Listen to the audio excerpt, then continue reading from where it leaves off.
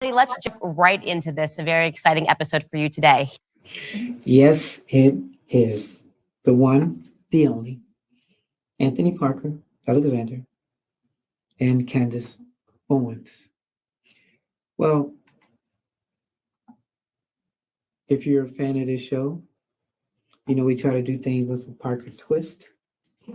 We don't just keep it simple. We don't just keep it real. We keep it honest. You have any questions or comments, you can email yours truly. It's parkerman2011 at gmail.com, parkerman2011 at gmail.com. If you like to text us, leave a message, 216-702-3718, 216-702-3718. You've watched the show, you know we try to do things with Parker Twist. We try to give you the left side, we try to give you the right side. And at the end of the day, we hope you decide. And if you're upset about it, well, at least we gave you both sides of the story. Speaking of upset, freedom of speech. Person to my left over there, Candace Owens. You know her, you love her, I guess. And you hate her and you just can't get enough of her. Well, recently, she was let go by the Daily Wire. Give you a little rundown. So last November, because she's been involved in a lot of controversy, Owens and Daily Wire co-founder Ben Shapiro, they engaged in a very public fight over Israel's war against Hamas. And it's interesting because it seems like the past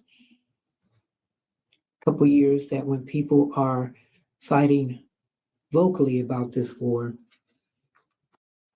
usually somebody wins or somebody loses. And if it's a host, that host usually loses.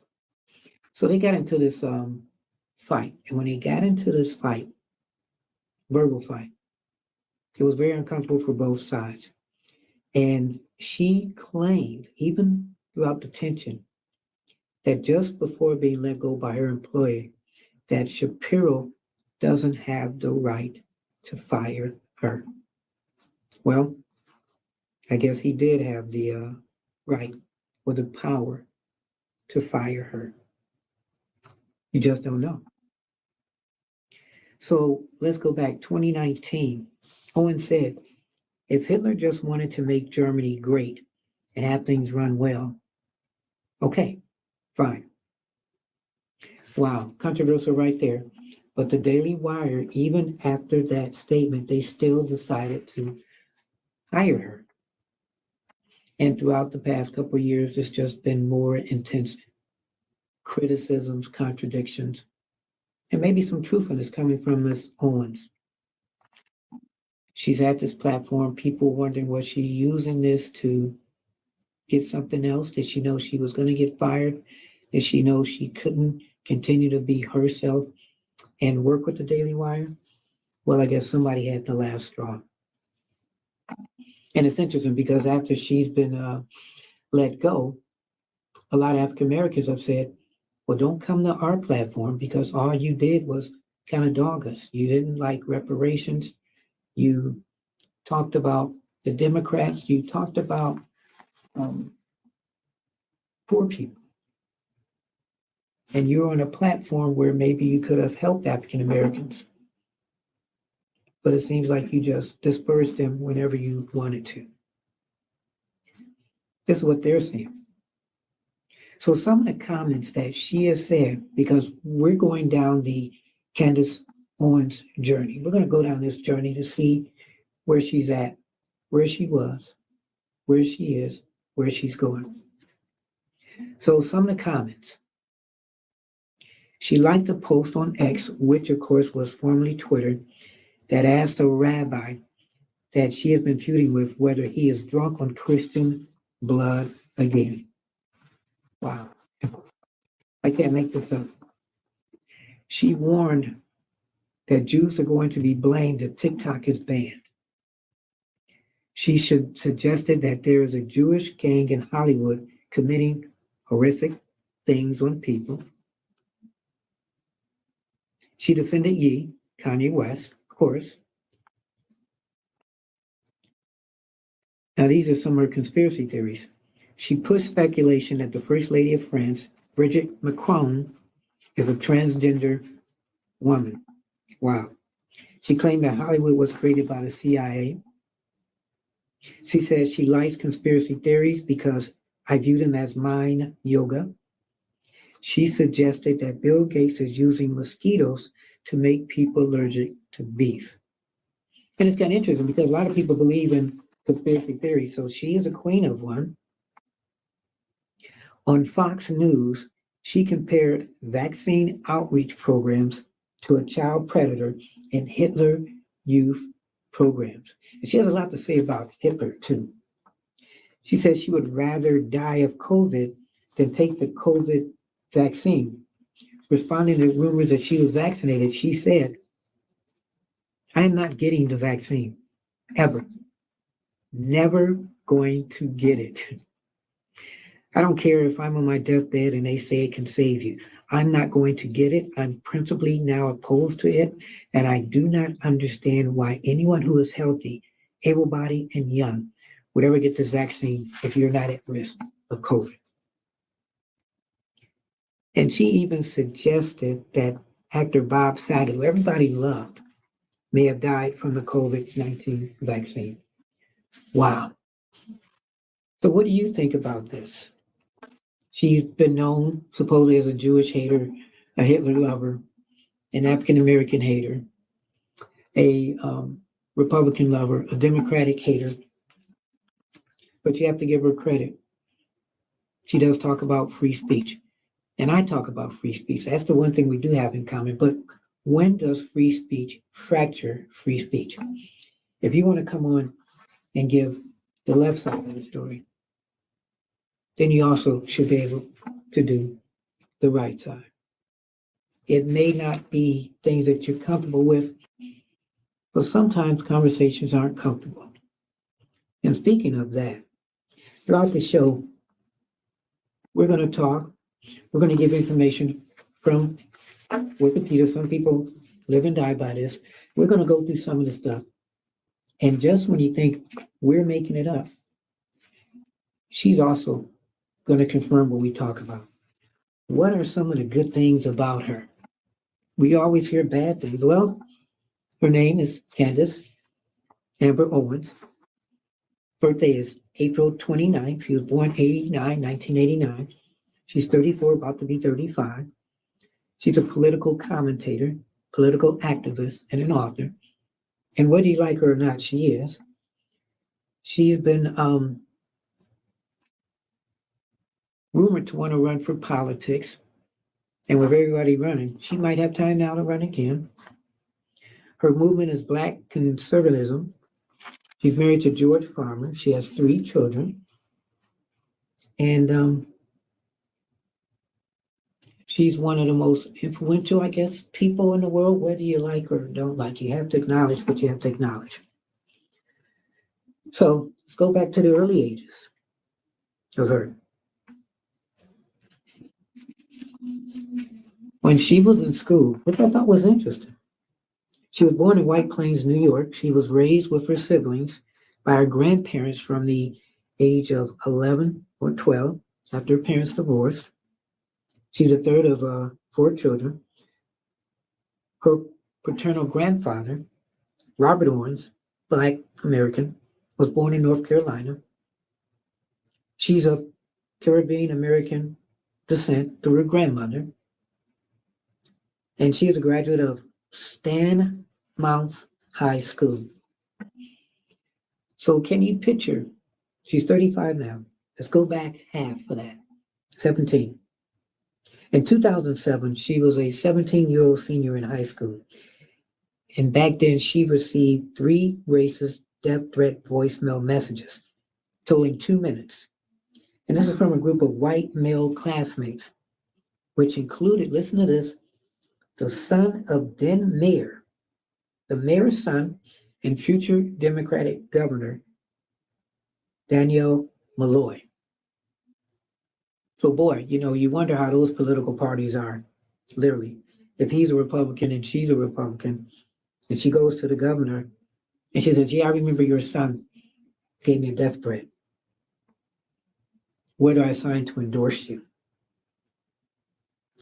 So the city superintendents of schools back then, he listened to the voicemail and said that they were horrendous.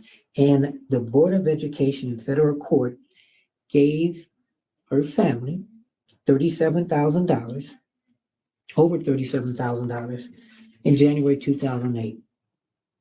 She pursued an undergraduate degree in journalism in college, but she dropped out after her junior year because of an issue with her student loan. So she didn't really get a chance to finish, I guess, from what I read here, because of her student loan. Boy, I guess she'd be for Biden now. So afterwards, she interned for Vogue magazine as an administrative assistant for a private equity firm in Manhattan. Wow. And she later became a vice president of administration. So back then, she was growing very powerful. Wow. So you are watching Keeping It Honest. Yours truly, Anthony Parker, as we go down, which I think is pretty interesting, the journey of Candace Owens. Some people are glad she's fired. But, think about this. She probably had a contract. They probably bought her out. What was the key thing that happened that made them say, you know what? We're tired of you. Was she a role model for African Americans? Was she a role model for Black African American women? Who was she a role model for? Well, I think as far as standing her beliefs, whether you like them or not, she was a role model. Always stand for your beliefs. Don't back down. So in this episode today, we're going to hear her words. We're going to hear how she talks and how she says people been after her and she's just tired. But are people after her just to be after her, or are people after her because of the things that she says? Anti-Semitic? Was she a Jew hater? Was she an African American hater? Was she a gay lesbian hater? What did she like? Was she liked in her eyes to tell the truth? And what was the straw that broke the camel's back? Some people say it was this interview with Rabbi Barclay. He came on the show, and it was an interesting show. He had talked about her, wrote about her, attacked her, and so she decided to invite him on her show and clear up some of that because she didn't like to get attacked, especially when she says she's innocent. So one of her last shows, one of her best shows, about a 40-minute show where she talked to the rabbi, had him on her show, which how many people would do that? Have somebody who attacked you, and you sit back and you discuss things and you have an uncomfortable conversation. And sometimes conversations to get misunderstandings out of the way have to be uncomfortable. So I give her a lot of credit for this. Here in my hands, I am holding an article that was published by PJ Media.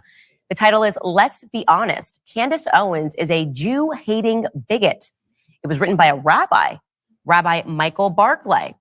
So I read this article, and honestly, there are only two options here. Either this rabbi is genuinely ignorant of everything that I have ever said, in which case I'm happy to clarify it because he will be joining us on today's episode. Or the other option is he's completely aware of the things that I have said, and he is just a monster. I'm excited to find out when we sit down here with Rabbi Barclay. That's what we have coming up on Candace Owens. She sit there on more quickly and listen to you. You're watching, keeping it on. Anthony Parker. All right, guys, we're going to jump right into this. As I stated at the top of the show, we have Rabbi Michael Barclay. He is, by the way, joining us really last second. So if the shot is not perfect, really appreciate him coming on such short notice. Rabbi Michael Barclay, welcome to the show. Thank you. Thank you for having me, Candace. And Candace, I really want to tell you, I've written certain things and it gives me great optimism that you're gracious and reached out yesterday and wanted to get together. Actually makes me very optimistic. Yes, so I am the ultimate defender of free speech, and I believe that we need more speech, not less of it. When we see things and we believe them not to be true, rather than censoring that individual, we should actually give that person a platform, because people will walk away and be able to assess whether or not the statements they heard was true. And so just to give a little bit of background to people listening to this, you appeared on Charlie Kirk's show and you referred to me as anti-Semitic. Is that correct? Okay. Not only that, Candace, I've actually written a couple of articles, one in November and one last week, about your anti-Semitism. Yeah. Correct.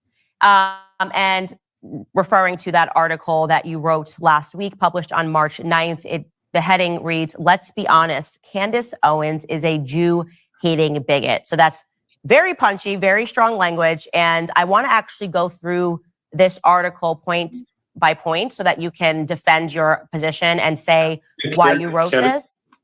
Candace, I think before that, and as I said, I'm very optimistic that you would have a dialogue about something.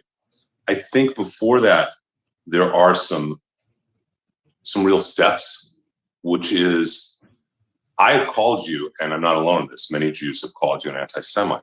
Mm-hmm. I've also talked to people who say you have a really sweet heart, just so you know. You and I have a number of mutual friends in the world. But I think it's important to first identify what anti-Semitism is. It is a different type of hate than any other type of hate in the world.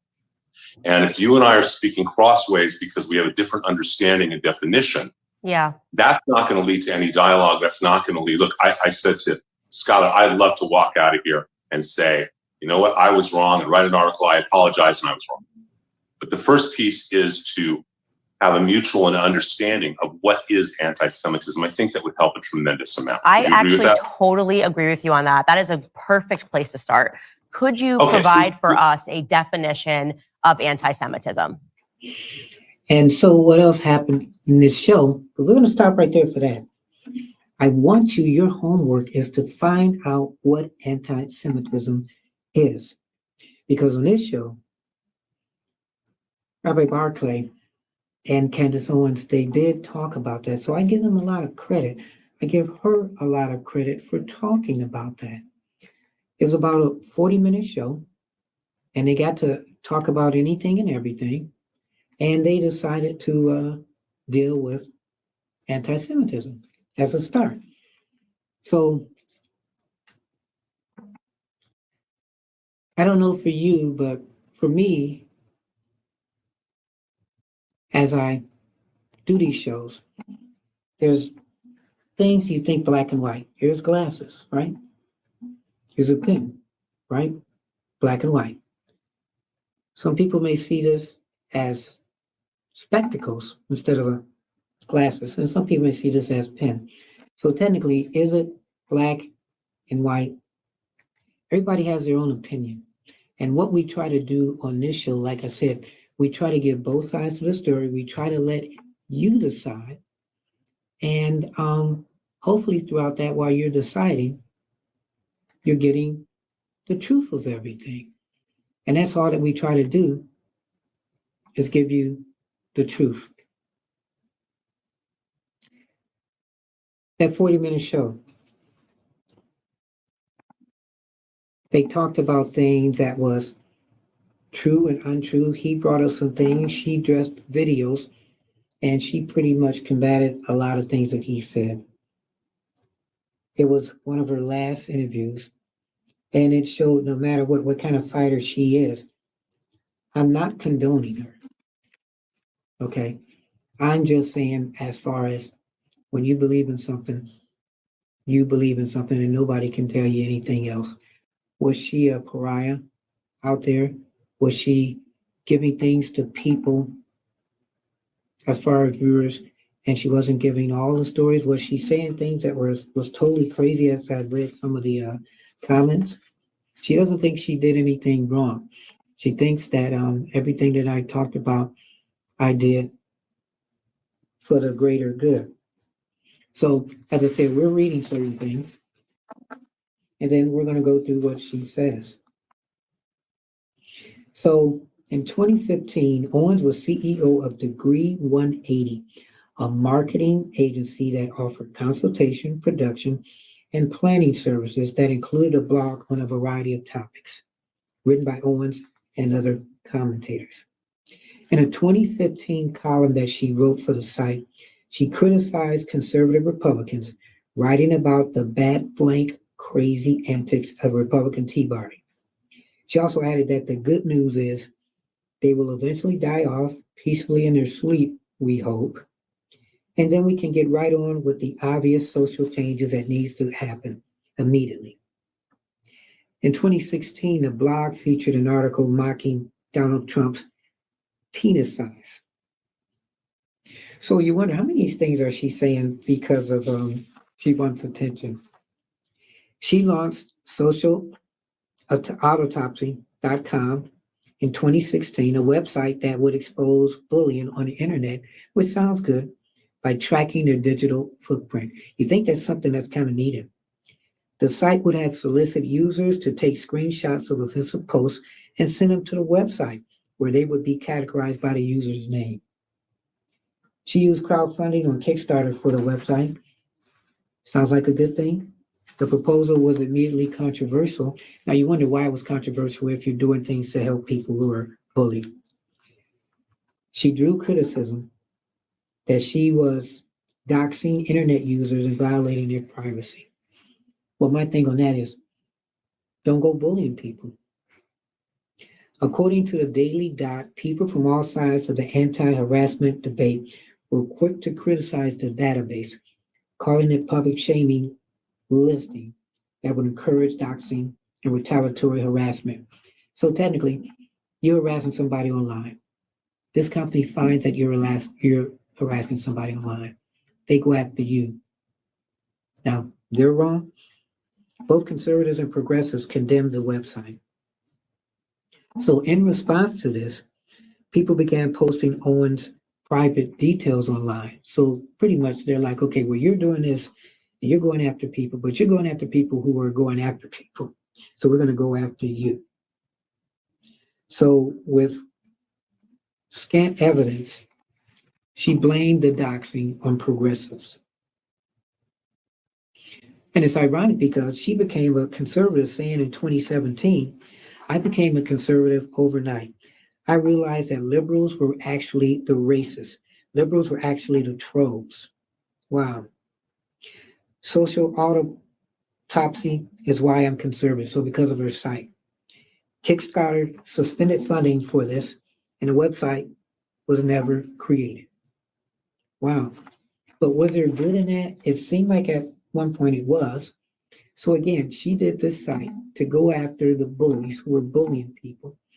And they said, well, you know what? You're putting out personal information, so we're going to put out personal information on you.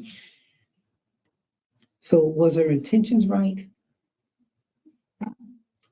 You be the judge. And speaking of, we're judging, I guess, the journey, of Candace Owens and how she got to where she got to. So we were talking about the Rabbi Barclay interview. She got a lot of views, got a lot of likes, dislikes, but this was one of her last shows. And what it showed, it was. Because of replications, some people saying she was fired because of this show. But she feels that she did the right thing on the show, defending herself.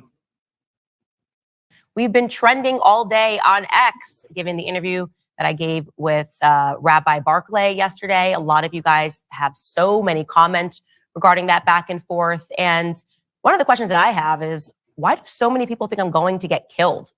Yeah, it's a recurring theme. People are like, be careful, Candace, double up on your security. Don't do this, don't do that. They're going to kill you. You're going to get Michael Jacksoned.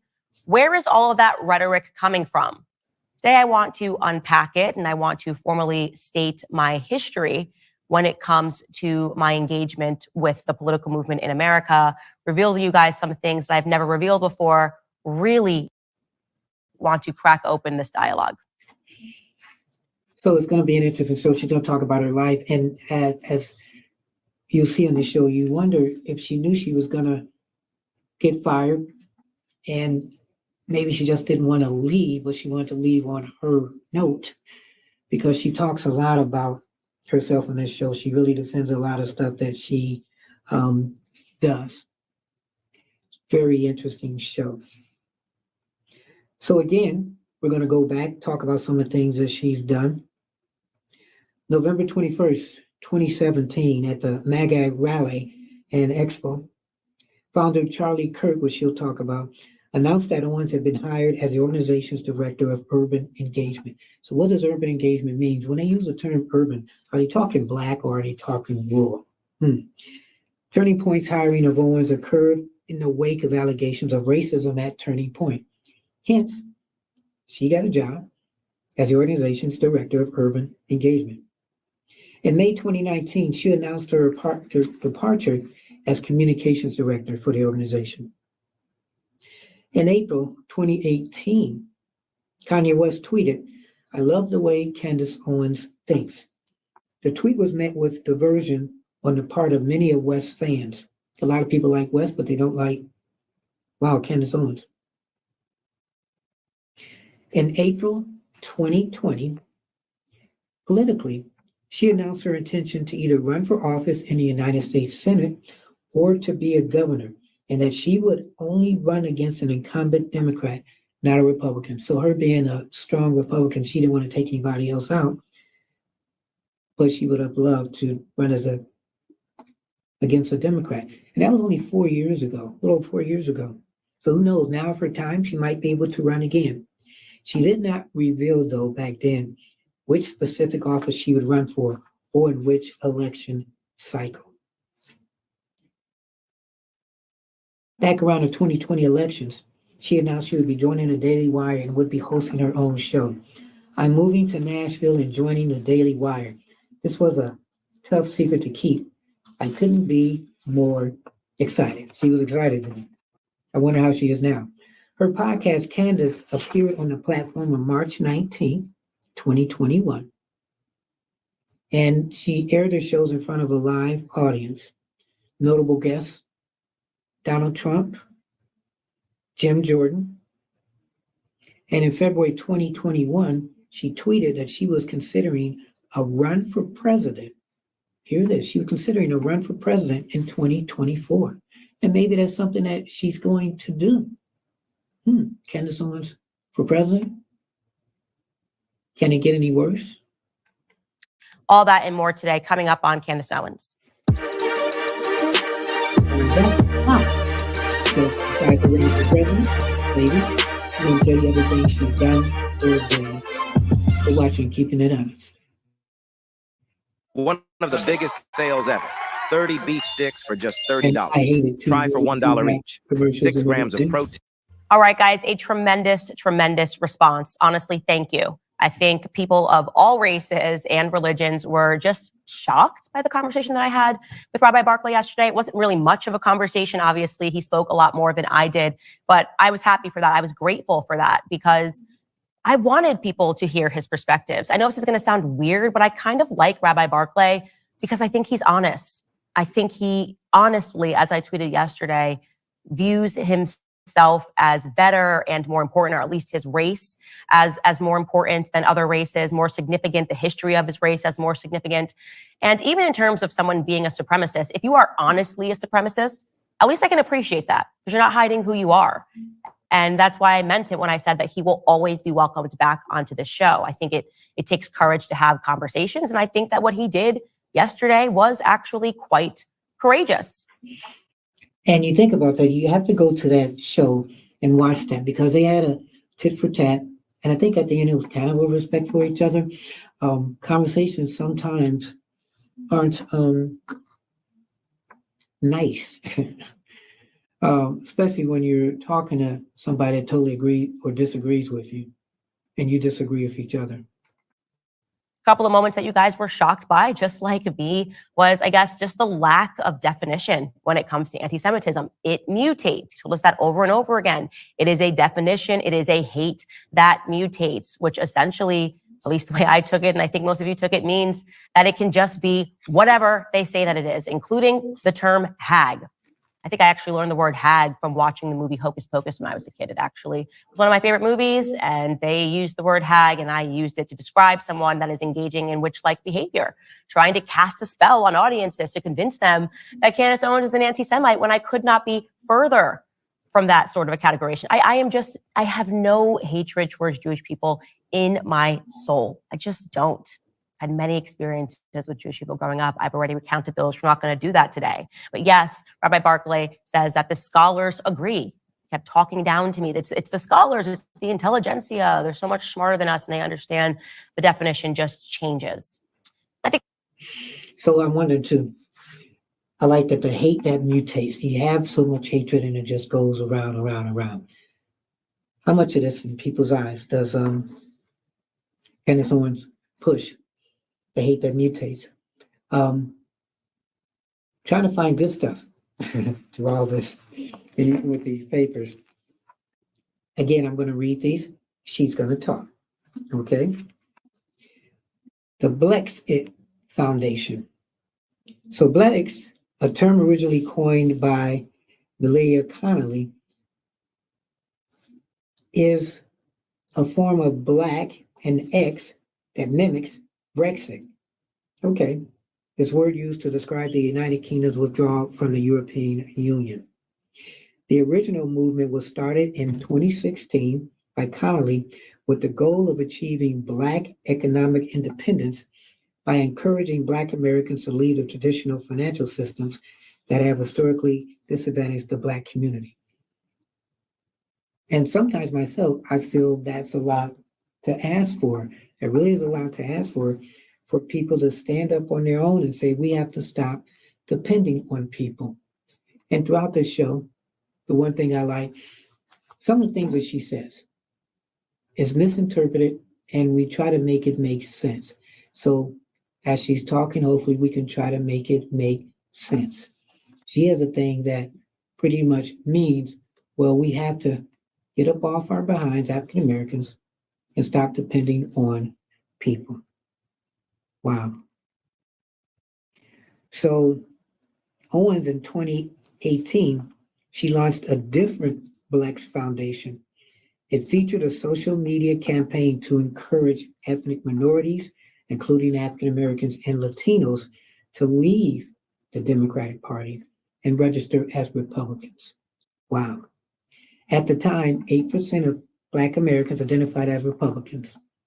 In 2023, her foundation merged with Turning Point USA, the former nonprofit organization for which Owens had worked. So at that launch in October 2018, she said that her dear friend and fellow superhero, Kanye West, designed merchandise for the movement. The following day, he denied being the designer and disavowed the effort, saying, I never wanted any association with Blacks.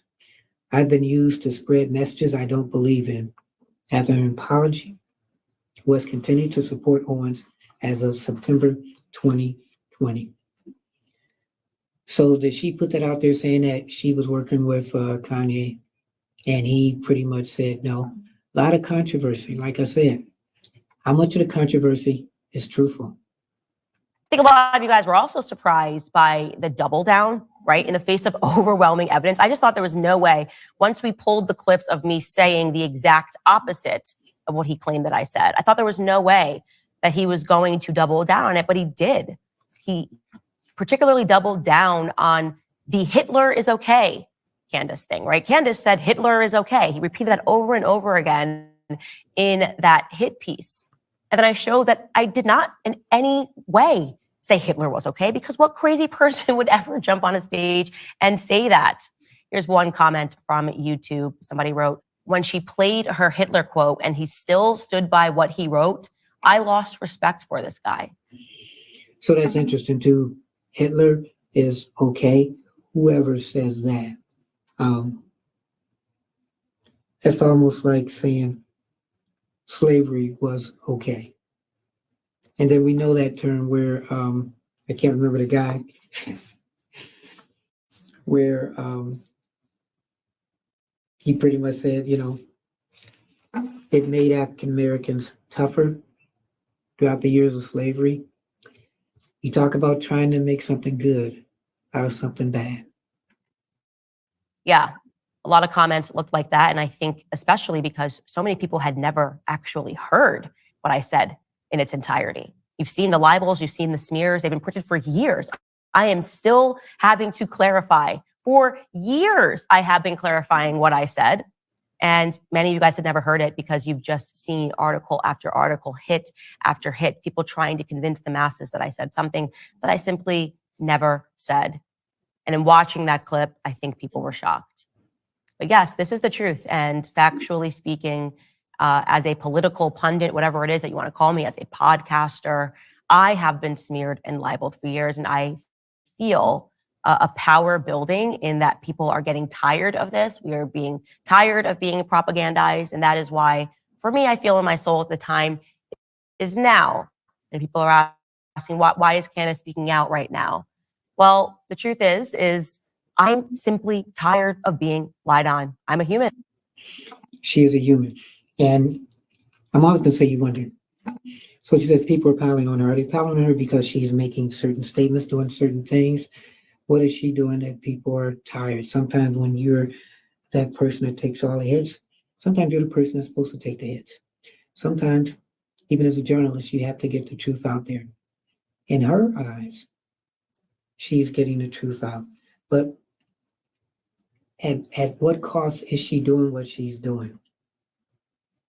So again, you're watching, keeping it honest, yours truly, Anthony Parker, the Candace Owens journey. So she said she had no interest in politics whatsoever before 2015, but previously identified as a liberal. In October 2018, she said that she had never voted. Now that's interesting. She's never voted up until 2018 and had only recently become a registered Republican. So for at least up until the last 8 years, she wasn't even voting, but was giving opinions. This makes sense in that. In January 2019, Owens stated, "The left hates America and Trump loves it."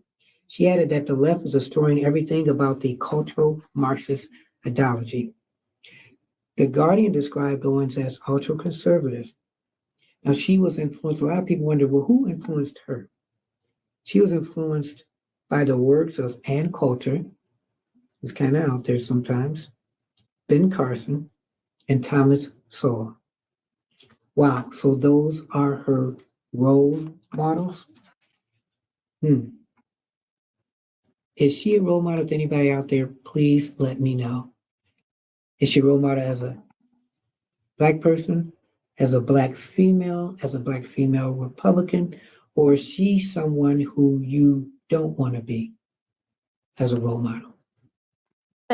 Right? Eventually you get to a point where you say, I'm just not going to allow people to lie on my name anymore, especially, again, as I said, when it's been happening for years. And really all I've ever done since I've had a platform is just try to show you guys the truth. I don't want to tell you what to think. I can only share with you what my experiences are and hope that it helps you develop your own ideas. So we're going to recap it a little bit. She's going to recap it and talk about how she feels. And it just seems like she's just kind of tired. When voices are taken out of social media, especially African American voices, do we miss them? Everybody has to have their perspective. Okay. And she's just another perspective, but what a strong perspective she has had, whether we like it or not. So she's promoted a quote by Russian President, Putin, which included the assertion that the USSR created the modern country of Ukraine.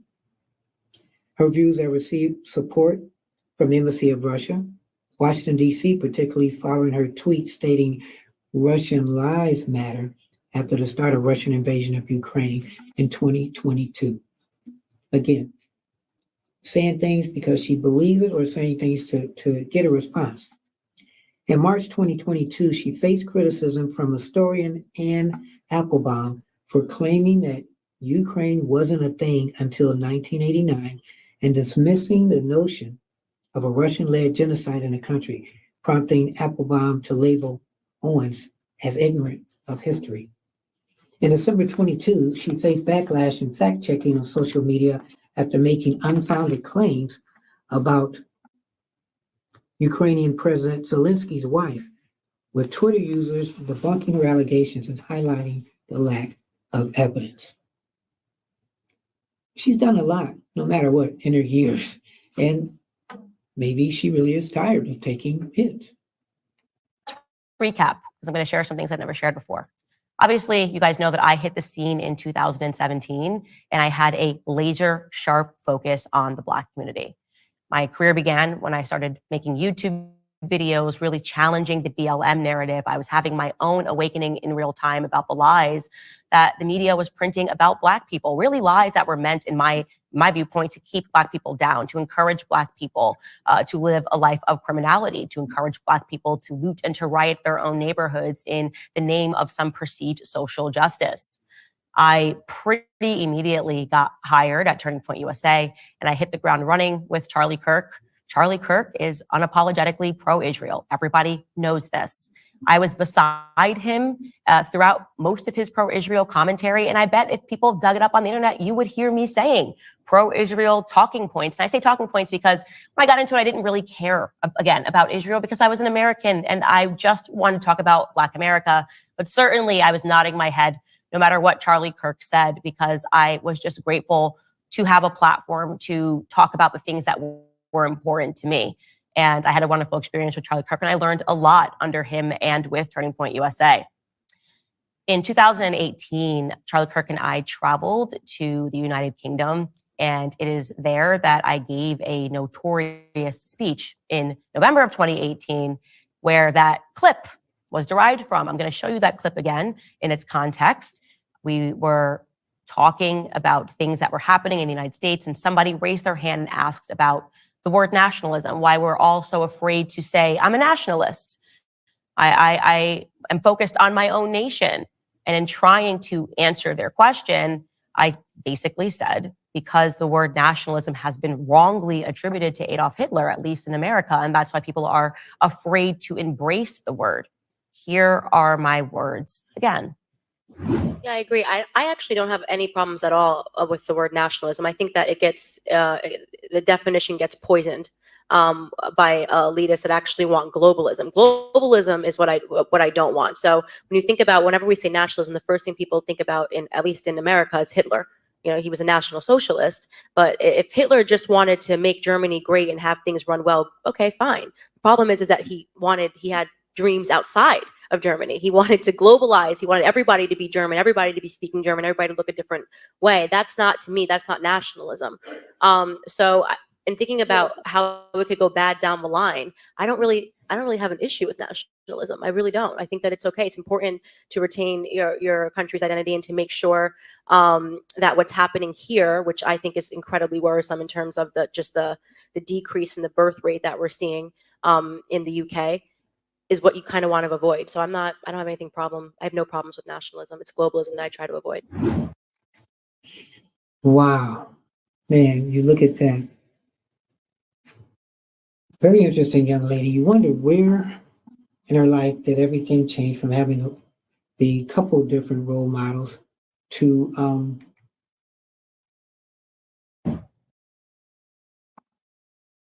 where she's talking about nationalism and Hitler. I mean, who talks about Hitler? Are there any African American people out there that talk about Hitler? Not that I know of. But even then, Hitler, Jews, it seems like she always had something to do with that. Her upbringing, I just wonder how much of it was Afrocentric. She says that she started out doing things for African Americans. But how long ago was that? Because how much love does she get from African Americans? Watching, keeping it honest, yours truly, Anthony Parker, the Candace Owens journey. So she talked about Black people. And she's known for her criticism of the Black Lives Matter movement and has described Black Lives Matter protesters as a bunch of whiny toddlers pretending to be oppressed for attention. Wow. She's argued that African Americans have a victim mentality, often referring to the Democratic Party as a plantation. Stating in 2020, Black lives only matter to white liberals every 4 years ahead of an election. And how much of that is true, too? You got Biden coming back to the African Americans, where technically over the past couple of years, it seems like he's ignored them, but he knows he needs that vote. And even Republicans, they're trying to get as many African Americans as they can to run for office and to get their vote. So Owen said in 2020, she has argued that American left likes Black people to be government dependent. How much of that is true? And that Black people have been brainwashed to vote for Democrats. Yes, you don't really have to just vote for Democrats. Black people, the history of it, at one point they were Republicans, then they turned Democrats. Now we feel like African Americans can only be Democrats because when you're Republicans, you stand out and you're called a sellout. I can tell you. Furthermore, Owens has argued that Black brutality in the United States and instances of police killing Black people are not sourced in racism, but typically occur when the officer feels his life is under threat. So she believes that there's no racism from police. Wow. Adding a police officer feels his life is under threat 18 and a half times more likely to die at the hands of a Black person than vice versa. Wow. So a white cop feels like his chances of dying by a Black person is 18 times more higher. She has also characterized abortion as a tool for the extermination of Black babies. How do you make this up? I mean, are there facts with this? She has said that Black Americans are doing worse off economically today than we were doing in the 1950s under Jim Crow. I've heard about that. I don't know if that's true, though. Adding that this is because we've only been voting for one party since then. She has attributed economic improvements for African Americans, such as a low unemployment rate, vice versa. She has characterized abortion as a tool again for the extermination of Black babies. Wow. She has attributed economic improvements for African Americans, such as a low unemployment rate, to Trump's presidency. On several occasions, Owens has claimed that the effects of white supremacy and white nationalism are exaggerated and would not reach your own personal top 100 list of modern issues facing Black America. Wow, so he got 100 issues, and that's not even on one of, especially compared to other issues facing Black Americans, such as Black on Black crime and illiteracy rates. So those two can be on the top 100, but not white supremacy and white nationalism. Wow. There you have it. I have no issues with nationalism. There's no person that can watch that clip and somehow believe that I was saying it's totally okay to Holocaust the Jews. I didn't even mention the word Holocaust. I didn't mention the word Jews. Truly was answering a question about whether or not we should embrace the word nationalism, but that didn't matter. Now, again, I want to be clear that that clip that you're watching, that was recorded in 2018 at a live event in the UK. And there were journalists at that event. I was interviewed by journalists at that event. About 200 people were in attendance, amongst them many Jewish people were in attendance. Nobody cared. Nobody thought it was problematic what I said on stage. Fast forward to 2019, and out of nowhere, a journalist writing for Media Matters decided to make that clip go viral online. The journalist's name who made that clip go viral on Twitter was Jonathan Whitehouse. Again, he writes for Media Matters, and suddenly I woke up months after having given a speech to every person calling for me to be canceled because I supported Adolf Hitler. That's not a joke. I'm showing you some headlines. This is Media Matters. Turning Point USA's Candace Owens, quote, "If Hitler just wanted to make Germany great and have things run well, okay, fine. I have no problem with nationalism." And remember, that's one of the things we read at the top of the show. If Hitler just wanted to make Germany great and have things run well, okay, fine. I have no problems with nationalism. We heard that quote. She read that quote. Now she's talking about it. wow, that's kind of making it seem very different from what I was actually saying. Behind them, BuzzFeed News, Candace Owens, if Hitler just wanted to make Germany great and have things run well, okay, fine. Again, no context giving to that quotation, so you can imagine the firestorm that was caused. And Mediaite, Candace Owens, Hitler's nationalism was actually fine. It was his globalism that was a problem. You can already see what they were trying to do.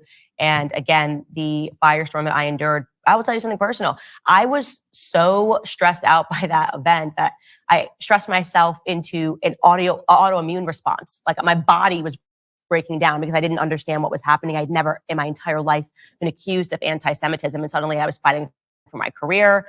I was temporarily blacklisted from Fox News for having said this sentence, which suddenly again was pulled out of obscurity. And I quite literally was facing a threat that everything was going to be over because how dare I say that? I have absolutely no right to say that. And then you had Jewish organizations that issued very strong statements against them, among them the Simon Wiesenthal Center. Here is a tweet from them when this was going viral back on February 8th, 2019. They wrote, "Scope and depth of Candace Owens' lack of knowledge of basic history is appalling and frightening. Hitler's program to make Germany great was based on race and anti-Semitism." Also, of course, the ADL instantly jumped on this. They retweeted first and foremost John Whitehouse, so they helped to make this video go viral. And then they wrote this in response: "Candace Owens bizarrely claims Hitler went wrong only when he meddled in other countries. Hitler's murderous crimes against Jews and others were horrific, regardless of whether they occurred across Europe or in Germany alone. Hitler wasn't a globalist, but a genocidal dictator." So you see what they're doing here. They're just engaging in the libel and the slander. They're trying to color people's opinions before they've actually heard or understood the context of what I was saying. And let me tell you guys something. It worked. It actually worked. That is the power of the media. I felt like it was a hit job. Like someone just said, we've got to get her, pour through every second of footage of Candace Owens speaking. We're going to pull something out of context, and this girl is going to be gone. Because what else could this be? Of course, if I was on stage saying I love Hitler, it would have gotten viral back in November. The Jewish people that attended my speech would have been outraged immediately. Why was this suddenly popping up in February of 2019? I'll never have an answer on that, but something that I never shared and I want to share today was what happened thereafter. So it's going to be interesting, that part, when she shares what happened thereafter. But boy, so she's in the media, and the media's purpose, responsibility, especially if you're a journalist, is to tell the news. Try not to slant it if you're a journalist. If you're a talk show host, of course you may slant it. But as a journalist, you have to get both sides of the story. And she considers herself a journalist, but now she's seen the price you pay when you say certain things and the interpretation of it. So how did she become the person of nationalism, of Jewishism, because I'm kind of making up the word, where when she says stuff, people come after her. I mean, you can't just do other things. I mean, people talk to you about black on black crime, and you have your comments on that. People talk to you about just being that one person that's got so many negative things to say. What are some of the positive things to say? And that's why we're here. We try to keep it honest. Sometimes our things may not be positive, but it's the honesty, it's the truth, it's the conviction of the stories we try to put out. If you have any comments or questions, you can email yours truly. It's parkerman2011@gmail.com. parkerman2011@gmail.com. Give me a call, 216-702-3718, 216-702-3718. Again, some of the notes that we have. We hear her talking. She's backing up exactly kind of what we're talking about. Give me the good stuff from her. Give me the good stuff, hopefully, in here. We'll see. When asked if it was problematic that white supremacy groups such as the KKK support Trump, Owens answered that Antifa was more prevalent than the KKK. Owens has said that the media coverage the KKK had during Trump's presidency to hurt him was showcased through the media and because of the media. In a 2019 hearing on hate crimes, this part is interesting, she referred to the KKK as a democratic terrorist organization. After the 2017 Unite the Right rally in Charlottesville, Virginia, Owens said the concern over rising white nationalism was stupid. Really, white nationalism kind of was resurging, but she says it was stupid. She has also called it just election rhetoric, and based on the heresy of what's impacting minority Americans, if I had to make a list of 100 things, again, she said it wouldn't be on that list. All of the violence this year primarily happened because of people on the left. In June 2019, Owens said that African Americans had it better in the first 100 years after the abolition of slavery in the United States than they have since. Wow.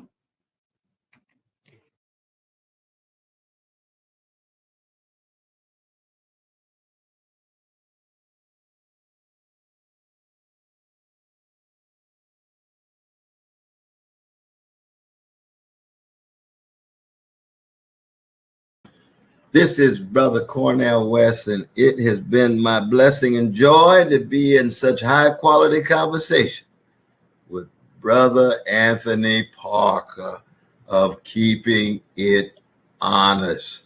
Make sure you never miss his show.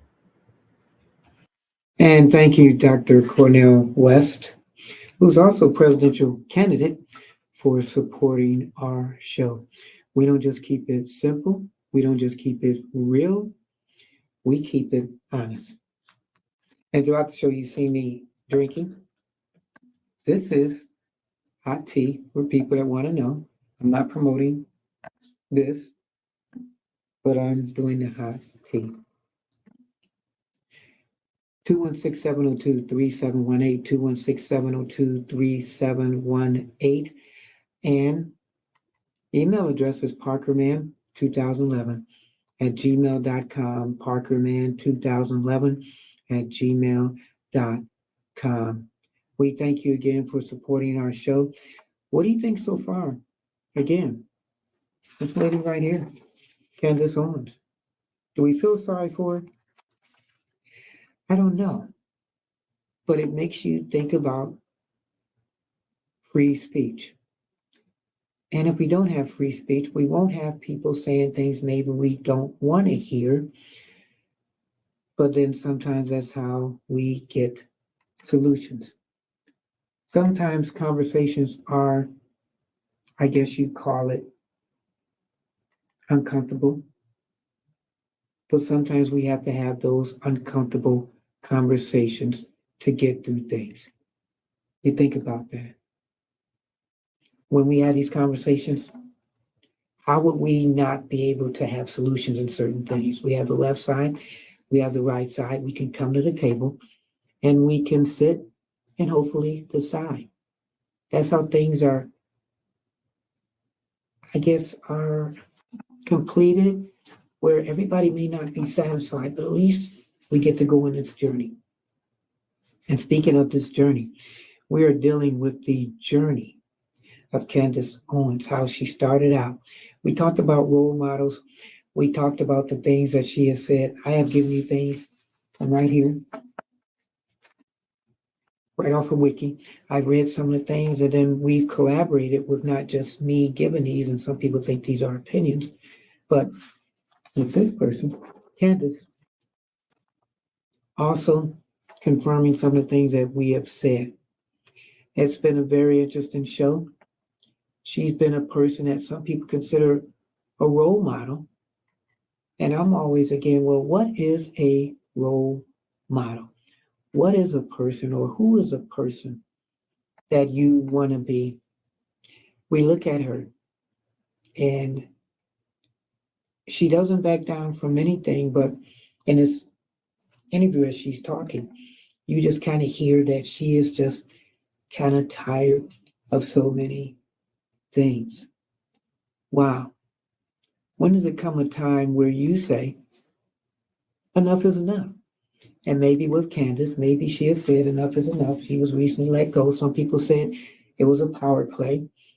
She's had some controversial interviews with the rabbi, which you heard about, and just other ones, but she confronts it. But then there are the things she doesn't confront. And she kind of feels that people are just ragging on her. So if you're going to be a person that is strong, be strong, but don't say, hey, you know what? They just won't leave me alone. I just want you to leave me alone. Such as the story that she's talking about. And A you friend of mine who I am not going to name encouraged me to visit the Simon Wiesenthal Center. That's a human rights organization, human rights for Jews organization. And there was this very strange meeting that occurred. And I want to be clear that I didn't understand the meeting because the individuals were speaking in Hebrew. My understanding going into it was that once I spoke to this individual, things would be clarified and then I could just go on living and my reputation would pretty much be restored. And by golly, that's kind of what happened. So again, it was an extremely old man. I think he runs the place. I don't know. I can't remember his name, so I'm not going to make one up. But I had to sit in a meeting and explain that I didn't think Hitler was a great person, listen to two people speak Hebrew, and then my reputation was restored, or at least I was allowed to go on pursuing what I wanted to pursue, which was just talking about Black Americans and the fracturing of the Black and white relationship. It's a very odd thing when I reflect on that. But I want to be clear that the threat that Candace, this could be over at any moment for you, don't you get out of line again by, saying something that you never actually said, but don't make us have to threaten you again. That I still always felt over me because it was just a very scary thing to go through. And that's interesting because she's talking about being scared by putting your viewpoints out there and going in situations maybe that you shouldn't go through. Was there a point in time, I'm curious, that Candace said, you know what, maybe I should stop talking about some of these Jewish situations and the Black Lives Matter because it seems like people just aren't supporting me. What do you do when you feel like, I'm trying to say a point, but how much of that point is or could potentially hurt me in what I say? Should I stop saying the points? Here we go. Here's another point. On October 3rd, 2022, during Adidas Yeezy fashion show in Paris, Owens posed for a photo with Kanye West wearing a matching shirt with the White Lives Matter slogan. And she's going to talk about that, if she hasn't already, about the White Lives Matter slogan. So during Paris Fashion Week, West entered negotiations with Owens' husband. And after West posted tweets declaring he would go DEFCON 3 on Jewish people, wow, Owens defended West, stating that if you're an honest person, you did not find this tweet anti-Semitic. So what did that mean? Go to DEFCON 3. Owens further accused the Anti-Defamation League of instigating anti-Semitism following the organization's criticism of West and Kyrie Irving. Owens' comments were made before West praised Adolf Hitler in an interview. So after the interview, Parley announced that West has canceled his plans to buy the website. Wow. And there have been people that have criticized Owens for her relationship with Kanye West, who's an interesting person in himself. Owens has also claimed there's a small ring of specific people, excuse me, who are using the fact that they are Jewish to shield themselves from any criticism, and that this ring appears to be something that is quite sinister. Wow. So now remember, This is her saying certain things, okay? We're going through commercials right now. But this is her saying certain things. It's not anybody saying she is. These are from her own words. You're watching the journey of Candace Owens and where she has been, where she's come, where she is going. Some people like her, some people don't. Some people look at her as role models, and other people are like, wow. Right? Even when you're using your favorite apps, whether what you're are an you going iPhone. to do now that she's not doing her thing as much as she was. So let's go back now to the interview of Candace talking. That I use. Use my link to get 3 extra months free at EXPRESS. And she does these commercials, which fund her. So what's she going to do now? I guess we're going to find out. I think I'm gonna start cutting carbs. I need to drop my belly fat. One thing If you want to drop this, we do hate commercials. Let's fast forward now to 2022, to a situation that the entire world was made aware of, obviously, when Ye, the artist formerly known as Kanye West, tweeted this. Now we're about to see the stuff that she was doing with Kanye, in which we talked about. He tweeted, I'm a bit sleepy tonight, but when I wake up, I'm going DEFCON 3 on Jewish people. The funny thing is I actually can't be anti-Semitic because Black people are actually Jew. Also, you guys have toyed with me and tried to blackball anyone who ever opposes your agenda. So look at that again. I'm a bit sleepy tonight, but when I wake up, I'm going DEFCON 3 on Jewish people. Jewish people, of course, is highlighted big time. The funny thing is, I actually can't be anti-Semitic because Black people are actually Jew. Also, you guys have toyed with me and tried to blackball anyone who ever opposes your agenda. Big statements. Let's go to look at his tweet now without it being interpreted in the media, especially that last sentence. You guys have toyed with me and tried to blackball anyone who ever opposes your agenda. Now, at that time, obviously, the reason why people were looking for me to make a statement is that this tweet came very close to the time that I had taken the notorious picture with Kanye West. We both wore White Lives Matter t-shirts at his fashion show. So look at that. White Lives Matters. That's interesting. 2 Black people wearing that. How much flack did they get from African Americans? In Paris. Again, me teaming up with Kanye because I have a laser focus on the Black community, and I had a laser focus on wanting to destroy Black Lives Matter as an organization because I knew that they were lying to the Black community. So again, my entire relationship and what I did publicly with Kanye was based on Black America. But again, because this tweet came closely thereafter, people were looking at me to comment. And the truth is that I was aware behind the scenes, Kanye gave me conversations, I read them in their entirety, of very specific Jewish people who I would say were definitively making threats against him. And so I had more knowledge than the public had when he shared this tweet.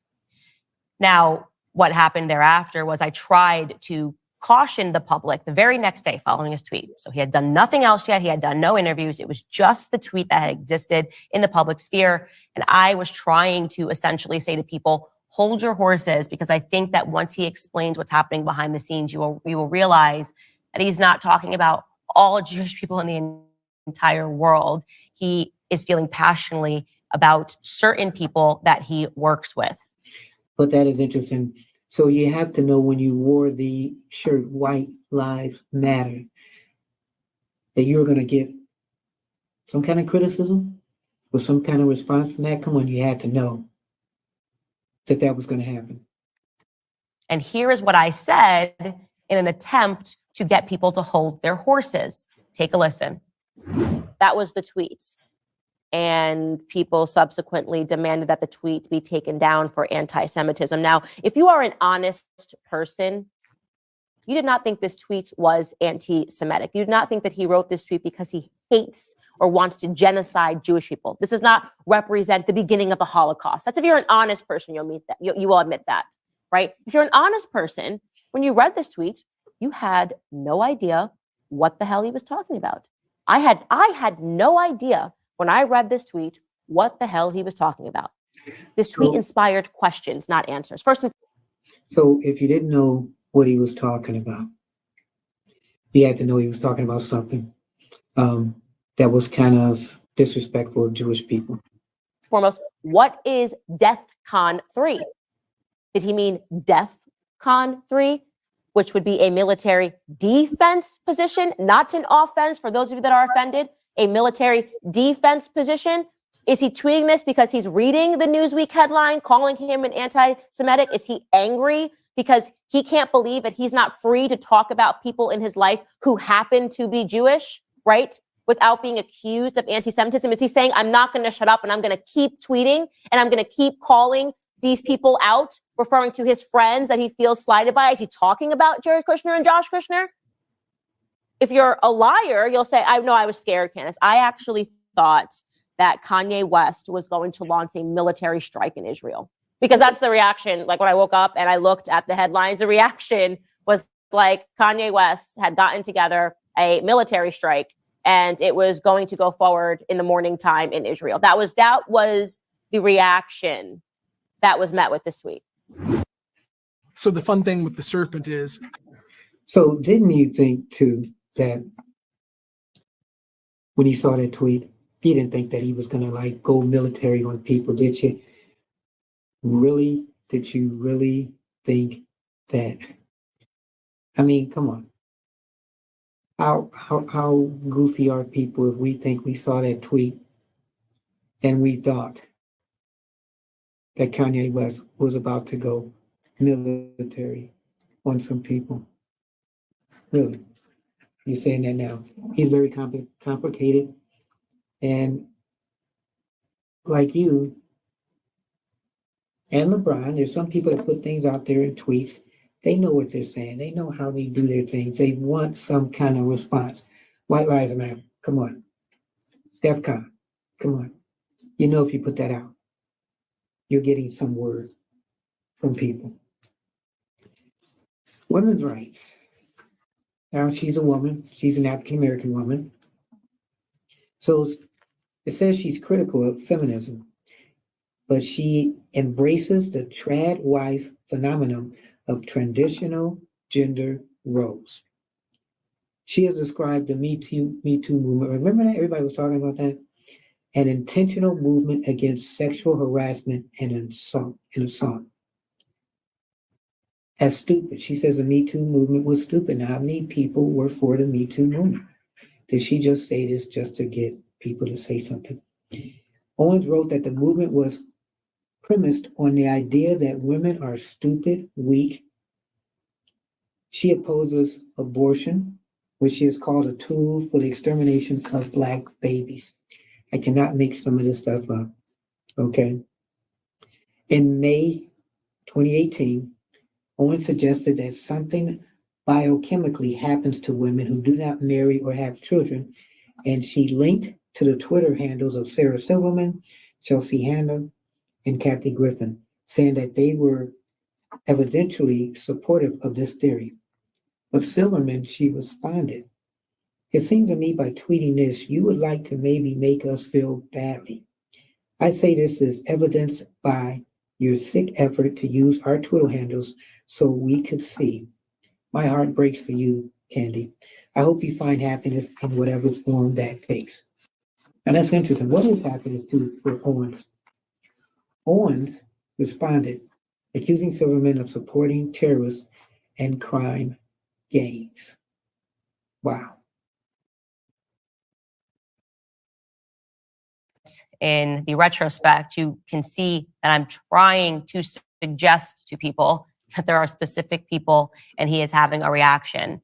And I will admit, if I fumbled the ball here, and I can understand why people were upset about it, they read that as, no, she's fully defending him, and he actually does want to go DEFCON 3 on all Jewish people everywhere. People were very upset that I had said that. But I want to be clear that I had actually read the messages that were being sent to him. One of them, he ended up sharing publicly. This was a text message from Harley Pasternak to Kanye. Okay. So he's going to get some response because DEFCON saying that and kind of applying it to Jews was not a good thing, or applying it for anybody, DEFCON African Americans, and you're a white person saying that, of course, people are going to be upset. And it seemed like she's kind of making an excuse, saying, hey, I didn't really know what that means, and the fallout that Kanye has gotten from it.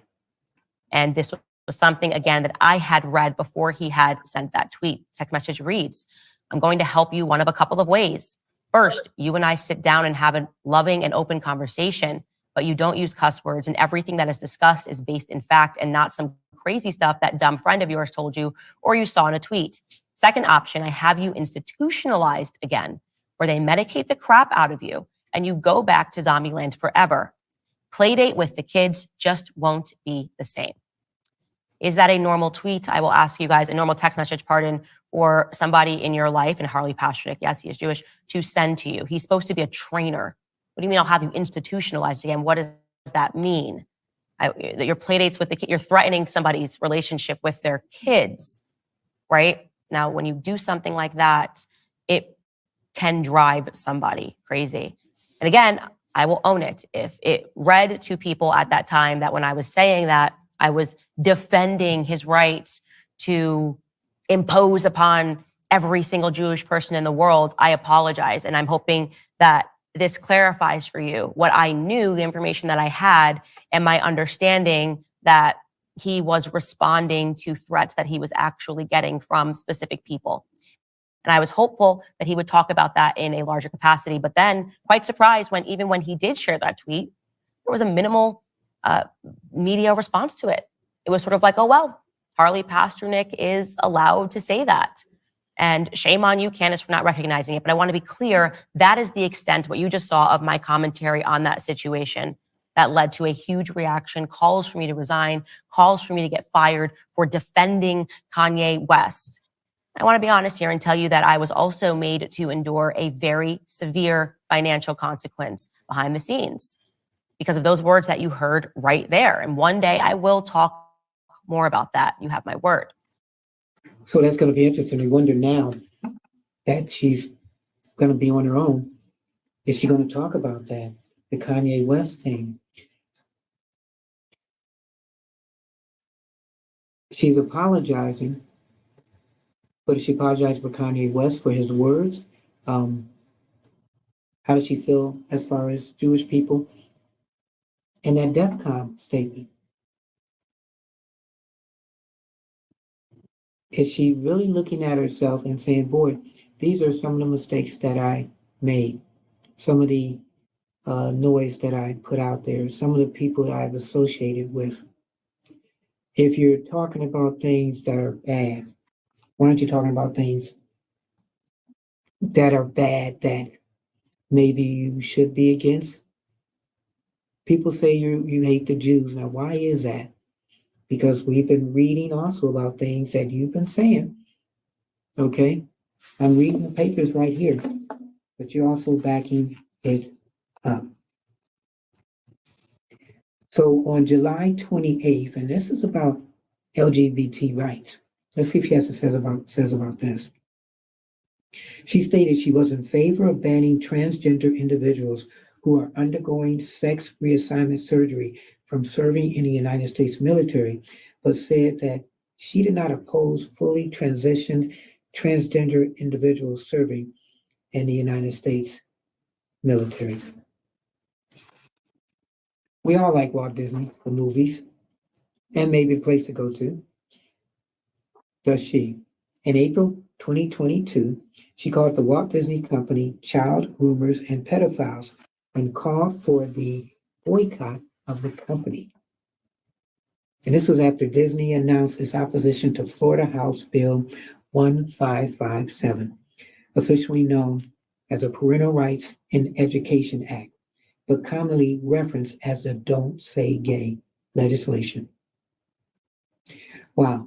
In May 2022, she falsely claimed on Twitter that the gunman involved in the Robb Elementary School shooting could be transgender and said that he was cross-dressing.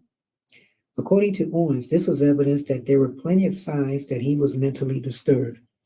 In June 2022, she described Drag Queen Story Hour as child abuse, arguing that parents who take their children to a drag queen story hour are underqualified to have children and should have their children taken away from them.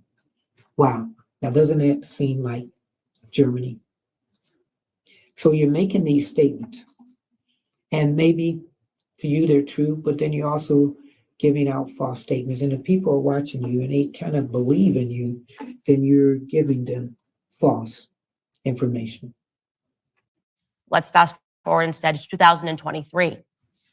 I'm scrolling through Twitter, and a journalist, again, this is just a few weeks after October 7th, and a journalist named Yashar Ali is, I think, being pretty measured in his responses. I think he's pro-Israel based on how he tweets and what he tweets about.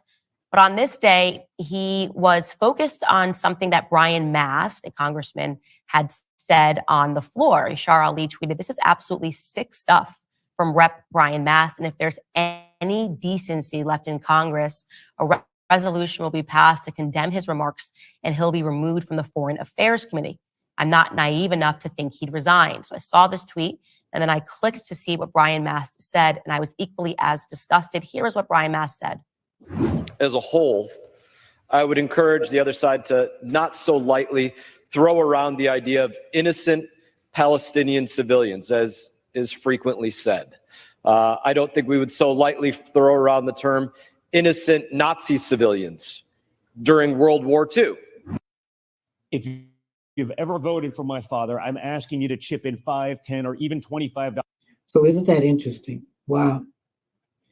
We look at this again, the journey of Candace Owens. And she has had an interesting journey. So let's talk about welfare. What did she say about welfare? I thought this was interesting. She's critical of welfare programs, arguing that they can create dependency and discourage self-reliance among recipients. And part of that I think is true, because sometimes if you got the government giving you something, then why should you do something on your own? There are people out there that really rely on welfare to keep them going when they've got this stuff coming. Some are saying, well, why should I even attempt to work? And that's not a Candace Owens theory. That's a everybody theory. So she believes that welfare reform is necessary to promote individual responsibility and empower individuals to break free from government assistance. I believe in that. A lot of people believe in that. It's supposed to help you. It's not supposed to keep you down. She has said also that welfare is a Democratic Party tool to keep Black America dependent upon the government immigration. Owens is a proponent of the barrier, and she believes immigrants should be immediately deported. Now, how many people think that?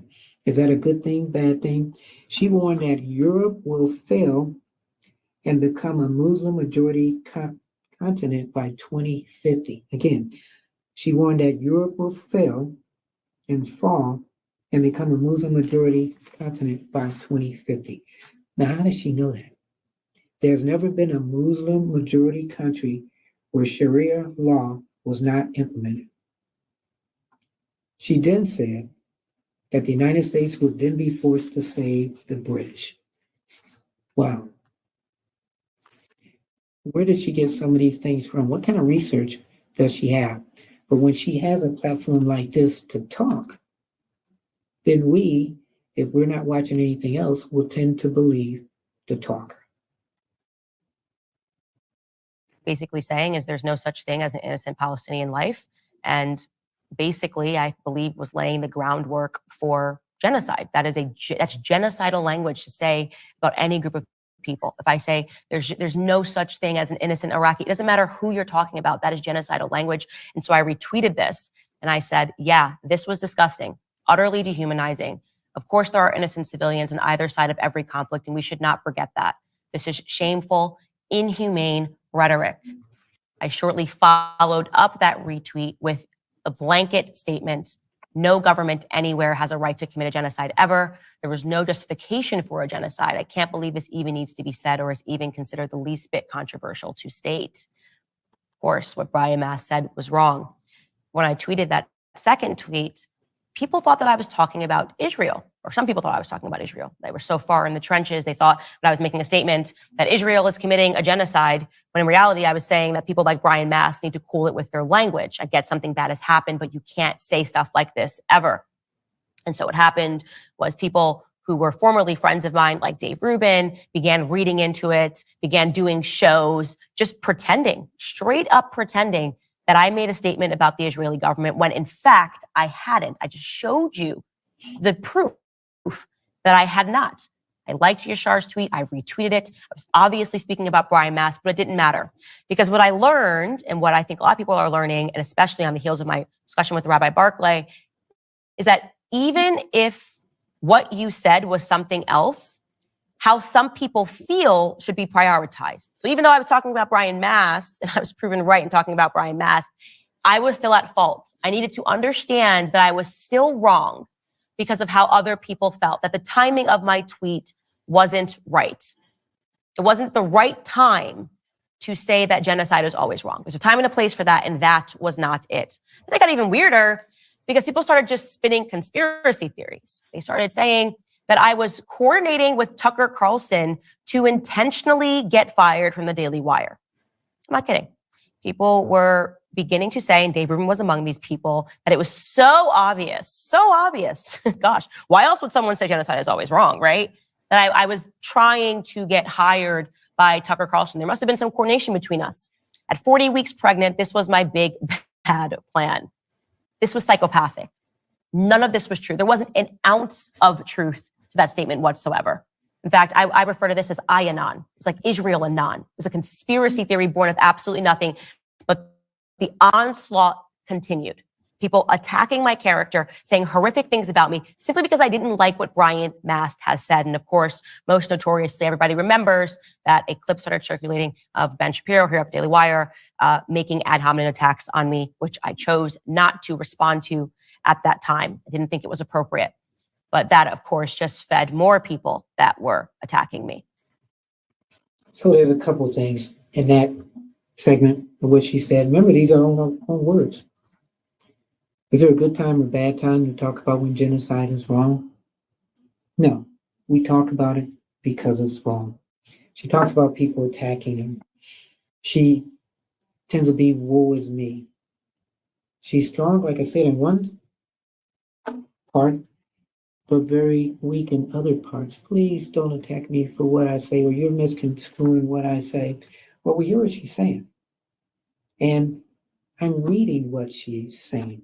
So you tell me, are there attacks on her right, attacks on her wrong? Again, she's a person that's getting the news, getting opinions, and if you watch her, you might believe some of the stuff she says, you take it for a grain of salt. Here, take it for a grain of salt. Let's see what people think. She's being attacked. In July 2018, she claimed that global warming is not real, calling it a lie used to extract dollars from Americans. Wow. In 2021, she promoted paid ads on Facebook, calling the United States government modern doomsayers who have been wrongly predicting climate crisis for decades. That's a discussion too. Do you believe in climate control or global warming? Look at some of the days now. Summertime is winter. Winter is summer. Spring is fall. They're all messed up. Is this global warming? Another thing, COVID-19, the mask. How many people believe in that or not? So in April 2020, Owens said that COVID-19 deaths were overcounted. Health experts said that it was more likely that COVID deaths were undercounted.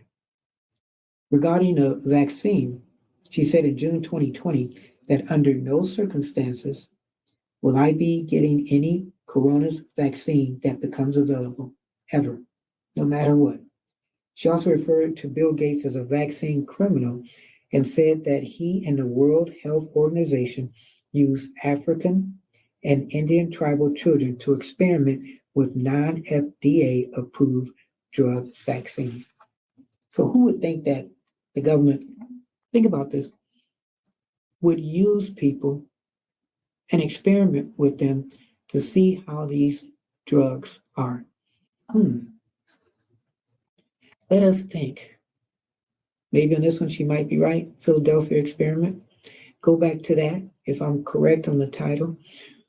When African Americans for decades were experimented and watched by the government. Check that out. Let me know if that's a conspiracy theory. And also, some African Americans, they don't take medicine today because of this Philadelphia experiment. And if you don't know, ask somebody you know who's African American about the Philadelphia experiment. And if they don't know, tell them about it. If you don't know fully, look it up. And that's me giving you that. So she also called Bill Gates, like I said, a vaccine criminal. And she says, I am proud that I committed myself to standing firm against the bribery, media propaganda, celebrity peer pressure campaign, plus censorship. It isn't easy to swim against such a polluted current, but here I am. I trust my gut much more than trust Dr. Fauci. Wow. When you trust what you believe in, and you're the only one that believes in it, maybe it's not something you should trust. But to be able to have this platform to put out some of this information, I'm trying to find the good information. But all I'm reading and hearing is a controversial information. And now the media is attacking her in her eyes, because in her eyes, she's telling the truth to the people. Grand Canyon University is a private Christian university in beautiful Phoenix, Arizona. GCU. And she is a Christian. And what is a Christian? How many times have you had people who have done bad things that say they're a Christian? It's all in the eyes of the beholder, as we find out. And with her not being on as much anymore, what is going to be her platform? Where is she going to be at? We're going to have to sit back and wait. Will we feel sorry for her because she doesn't have this platform? Maybe she was doing this because she knew she was going to be leaving. She's got a lot of viewers. She can go to Twitter. She can go to a lot of places and, really, I guess, have her followers follow her there. Wow. Has a follower. Trump has a follower. Biden has a follower. A lot of people. And I always tell people, all you have to do is give something to believe, people to believe in, and they will follow you.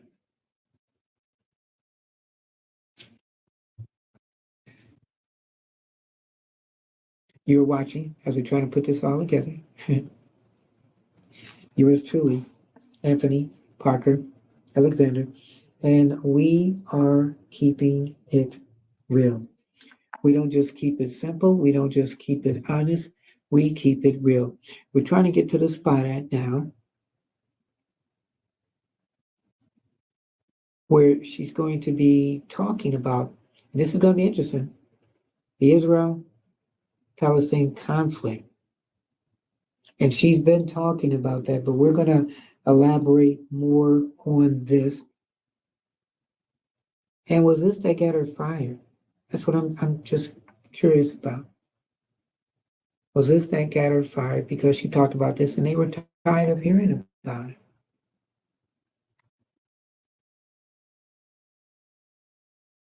conversation with the rabbi. He is now starting to share with everybody that I'm enraged. You have Rabbi Shmuley. She's deranged. She just hates Jews so much. Smear after libel after libel after libel, and it will not stop. 2 years of consistent threats and harassment from Rabbi Shmuley and his hag daughter, and they have not let up. So hag daughter. And that almost sounds like it's a discriminatory comment. Look up hag daughter and let me know what it means to you. But just say that. For people that don't know, it sounds like name calling. But for people that do, they understand what it means. They began, by the way, they jumped into the game on the basis of that clip that I just showed you. I'm not ashamed to show you guys what I said because nothing was anti-Semitic. I was just trying to tell people that more was happening behind the scenes. That's it. Not make any claims or yelling or saying all Jewish people are this or that. And yet people are saying definitively that I am a Jew hater, a Jew hating bigot. That's what. Jew hating bigot. Now, if that's what people are going to say about you in your description, when they describe you, oh yeah, Candace Owens, a Jew hating bigot. Don't you want some good things to be said as they're talking about you and your legacy from now to the next platform that you go on? So in 2021, in a December interview, she asked Donald Trump about vaccine mandates, and this is what he said. He said that he explained to her that he shared her views on mandates, but said that the vaccine is one of the greatest achievements of mankind. He added, the ones that get very sick and go to the hospital are the ones that don't take the vaccine. You're protected. Look, the results of the vaccine are very good. And if you do get it, it's a very minor form. People aren't dying when they take the vaccine. In December, Owens promoted the anti-vaccine film, died suddenly. Wow. Now, this one I thought was pretty interesting. This dispute with Molly Tibbetts. I'm going to tell you about that one in a second. What Rabbi Barclay said. What is the point of this? I want you guys to actually ask yourself this. When people say they're going to Michael Jackson you, what are they actually referring to? Well, I have a suspicion that what they mean is that all of these attacks are meant to drive me crazy, right? To drive someone crazy, to make threats to their life, to smear their reputation, to libel them, to make them somebody who can't even be hired or work within a certain industry because they have been so forceful in their lies and in their smears. So a lot of people saying that she's doing wrong, she represents people wrong, she overstates the negative, bad. If it's your reputation and you're being known for that, who is causing that bad reputation? Is it you or the people that are reporting on you? Because you may have reported misinformation. Basically, then to drive that person to a point of anger so that they might tweet something that's angry, that they might tweet something that appears to be irrational to the public so that they can turn around and they can say, told you so. I told you Candace was crazy. I told you she was deranged. I told you she was an anti-Semite. But what's really happening is that you have specific people that are in the Jewish community that won't stop attacking me. They won't stop attacking me. And I think most people, after years of enduring this, would in fact be driven crazy. People actually just yesterday, after listening to the full hour and a half discussion between Remy and Rabbi Barclay, said, Candace, I don't know how you do it. This would drive me crazy. Yeah, add years of that, headline after headline, smear after smear, and ask what sort of person would still remain this calm. Wow. So what kind of person would remain that calm? That is interesting. But again, the narrative is that you're always talking bad about people. And And maybe if you would talk about good things more, it would overstack some of the bad things that people are talking about you. So this dispute with the family of Molly Tibbetts. In August 2018, she had a dispute with Sam Lucas, cousin of Molly Tibbetts, who had been murdered by Christian Rivera, a 24-year-old Mexican undocumented immigrant. Tibbetts' cousin said that Owens had exploited Tibbetts' death for political propaganda. Owens responded by describing Lucas's criticism as a strange attack on Trump supporters. So later that month, the University of Iowa's chapter of Turning Point USA criticized her for public harassment towards a member of Tibbetts' family, and executive board members of the chapter all resigned in protest. Wow.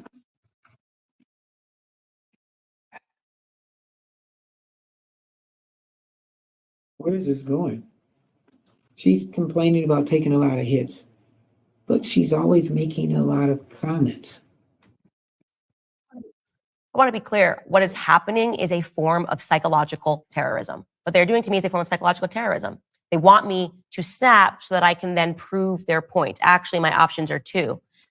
Either we're going to keep smearing you until you snap, or you can simply comply.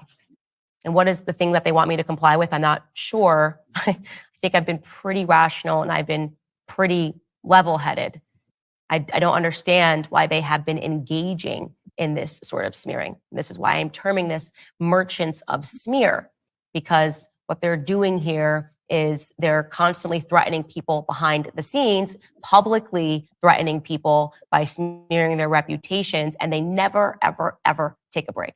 This business just keeps going on and on and on and on. And the point is, again, to make me submit. So to make you submit to what? That you ready to quit? So you look at this, if this was their last interview, it's like a baseball player, a football player. When you retire, you want to retire on that high note. You don't want to like continue to play and then you're not as good, Michael Jordan, or you're a legend, you're great at your game, but then you don't leave at the top of your game. So as we've watched this and going through this Candace Owens journey, is she leaving at the top of her game? Some people may say because she had the interview with Rabbi Barclay, which I thought was very fascinating because she addressed some of the accusations that he said against her. And they dealt with it head on, which is the best way, I think, to do an interview. Or her saying she's tired and people are coming after her.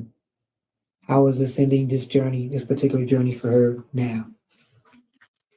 So she's been criticized, of course, for all this propaganda, conspiracy theories. This is interesting. The moon landings were fake, she said. And she's appeared on many conspiracy sites. In 2018, she was a guest on Fox News and began to distance herself from the far-right conspiracy websites, although she refused to criticize InfoWars or its host. During the October 2018 United States mail bombing attempts targeting prominent Democrats, Owens took to Twitter to promote the conspiracy theory that the mailings were sent by leftists. After authorities arrested a 56-year-old suspect who was a registered Republican and Trump supporter, she deleted her tweet without explanation. Wow.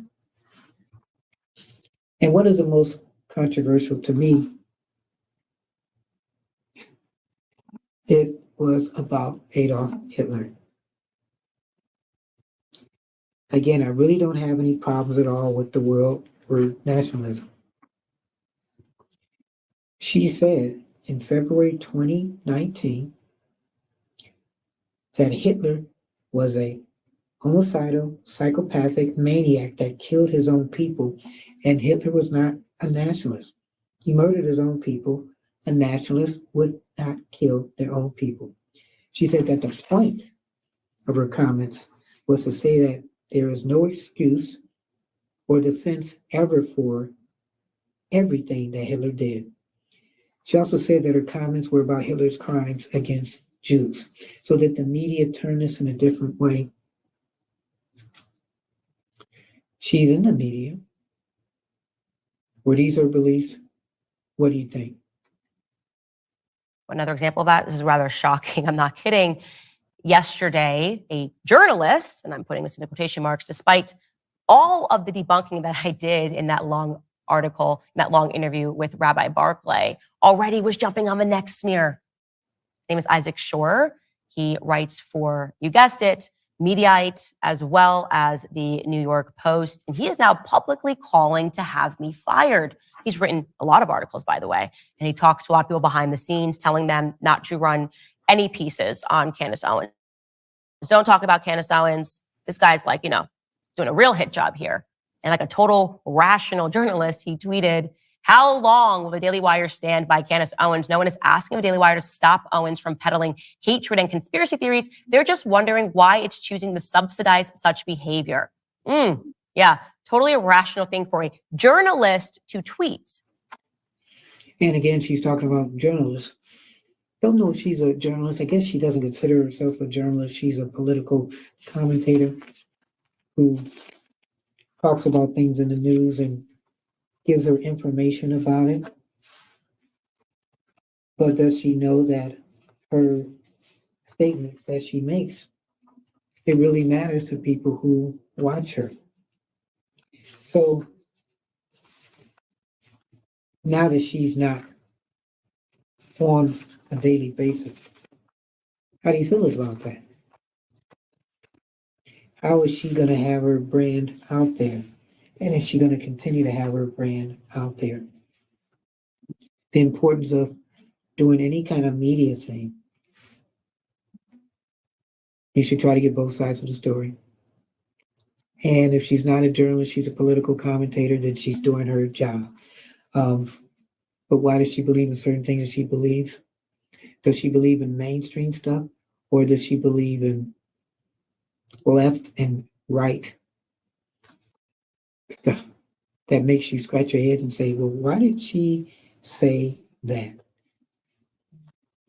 So, another statement. Brenton Harrison Tarrant, a terrorist who committed the Christchurch mosque shootings, he produced a manifesto prior to committing the shootings in which he wrote, listen to this, that Owens had influenced him above all. And according to a journalist, it was possibly even likely that Tarrant was a fan of Owens, considering her rhetoric against Muslim immigrants, but that in contrast, his references to her may have been an example of blank intended to provoke political conflict. For instance, the line, though I will have to disavow some of Owens' beliefs, the extreme actions she calls for are too much even for my taste, was assessed by the group as trolling. So this guy that murdered some people, he put her in his manifest. Wow, so you have to be careful who you talk to, because you never know if they're mentally unstable, what you're doing. So hours after the shooting, she posted a tweet in reaction to allegations that she inspired the mass murder, saying that she never created any content exposing or espousing her views on the Second Amendment to the United States Constitution or Islam. Her tweet was criticized as glib when it was reported that she actually had posted tweets about the Second Amendment and Islam. She later made formal statements rejecting any connection to the terrorists. When you got this platform, it's very important. Use it wisely. He accompanied that with an article by the same title, How Long Will the Daily Wire Stand by Candace Owens, because as you've seen, I've showed you the whole history. Aren't you convinced yet? They've written so many articles. These psychological terrorists, they've told you 1,000 times anti-Semite, so it must be true. And why would anyone hire and stand by a raging anti-Semite? They've said it so many times, guys. And he wasn't done. He wrote a second headline yesterday published on Mediaite. Maybe, I don't know, just enraged at the fact that I had to sit down and spoke rationally to Rabbi Barclay. I don't know what's driving this, but here's the headline. Candace Owens endorses wild anti-Semitic conspiracy theory about Jews being drunk on Christian blood. Let's hear her explain it. Owens endorses wild anti-Semitic conspiracy theory about Jews being drunk on Christian blood. That is the headline, you guys. You've been listening to the show. Have you ever heard me endorse a conspiracy theory about Jews being drunk on Christian blood? How sick and how sinister is this getting? How utterly insane this is all getting. And with this, did the media try to push her off the air because she has this voice, because she feels like everything, the pressure is mounting on her? Or again, was it because of things that she has said? And people just said, you know what? We're tired. It's starting to feel like there's some sort of a bounty on my head, and the person that can convince the public of something that is so ridiculous that I can't come back from is just going to receive a ton of money. And Isaac Shore is really competing for that, because do you want to know where he got that conspiracy theory from? A tweet that I had liked of someone defending me when Rabbi Shmuley was smearing me. He dug up an old tweet of mine that was from February, tried to present it as if it was something new and something that was about him before our back and forth ever even broke out. So I liked the tweet because it clarified the right date of the tweet, saying that, why are you not investing in tax liens? No, seriously. Wow. So this is so interesting, because as she's closing this now, what are your views about this? Christian blood? Some people attribute it to her or her responding. Let's hear it.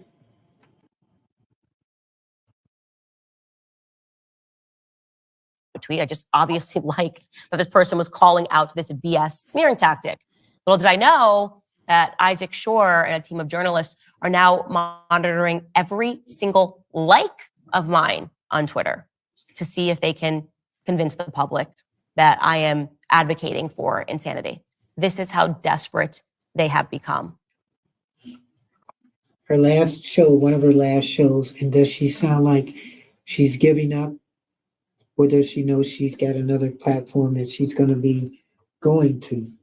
Wow. We don't just keep it simple. We don't just keep it real. We keep it honest. The journey of Candace Owens. So I'll ask the question, what are we actually witnessing here? What are we witnessing here? Are we witnessing somebody that's breaking down? Or are we witnessing the journey continuing with Candace Owens? And we don't know that she's going to be continued. Was this just a setup for her to say, hey, I'm going to end this before they end me? Do you believe Isaac Shore is a victim? Did you believe that he is a person who genuinely in his heart thinks that I think Jews are running around drinking Christian blood by that headline? Do you think that Rabbi Barclay is a victim? Do you honestly believe his interpretation that I was the one who owed the apology to him and the Jewish community on the basis that I just won't let them keep trying to smear me out of existence? Specific people in the Jewish community. God forbid, did she defend herself against Rabbi Shmuley? Do you believe Rabbi Shmuley is a victim? When you listen to these individuals speak and the things that they are publicizing, does that register to you as true victimhood? Because what it registers to me as is power. Real power hiding behind a veneer of victimhood, the kind of power that can take somebody out and end their entire career if that person says something that they don't like. And in this case, it's not that I'm saying things that they don't like, it's that I'm refusing to allow my voice to be controlled. So is she saying things that people don't like? Does she feel like she's losing control of what she's doing? Does she feel like society is trying to control her throughout the media and her controversial statements? I want to be clear to you guys. I'm going to be honest with you because everybody's noticing it. Every single political commentator in America, every single one of them knows this, that if you do not step out and say things that are radically pro-Israel, or if you are too quiet on certain narratives and they want you to be radically pro-Israel, you can lose everything. And you know what, just media-wise, as I've been doing the streaming, my background's in mainstream media. I've done that for years, and I loved telling the stories then. But as I started watching streaming, and then I go back to mainstream, I find out, well, you know what, things that they're saying in mainstream, they're really not talking about it in mainstream, which surprises me. They're talking about it in streaming. And so I'm a proponent of anybody that has a voice, because unfortunately, when you have that good voice, yeah, you have that bad voice. I tell people, yes, we know we have Jesus, but we forget, and God, but we forget that that devil is there too. And unfortunately, when you have good, you have to have bad too, left and right. But we don't give power sometimes to that devil. We have to recognize that there is power there, because if we don't recognize that, then it's going to take over.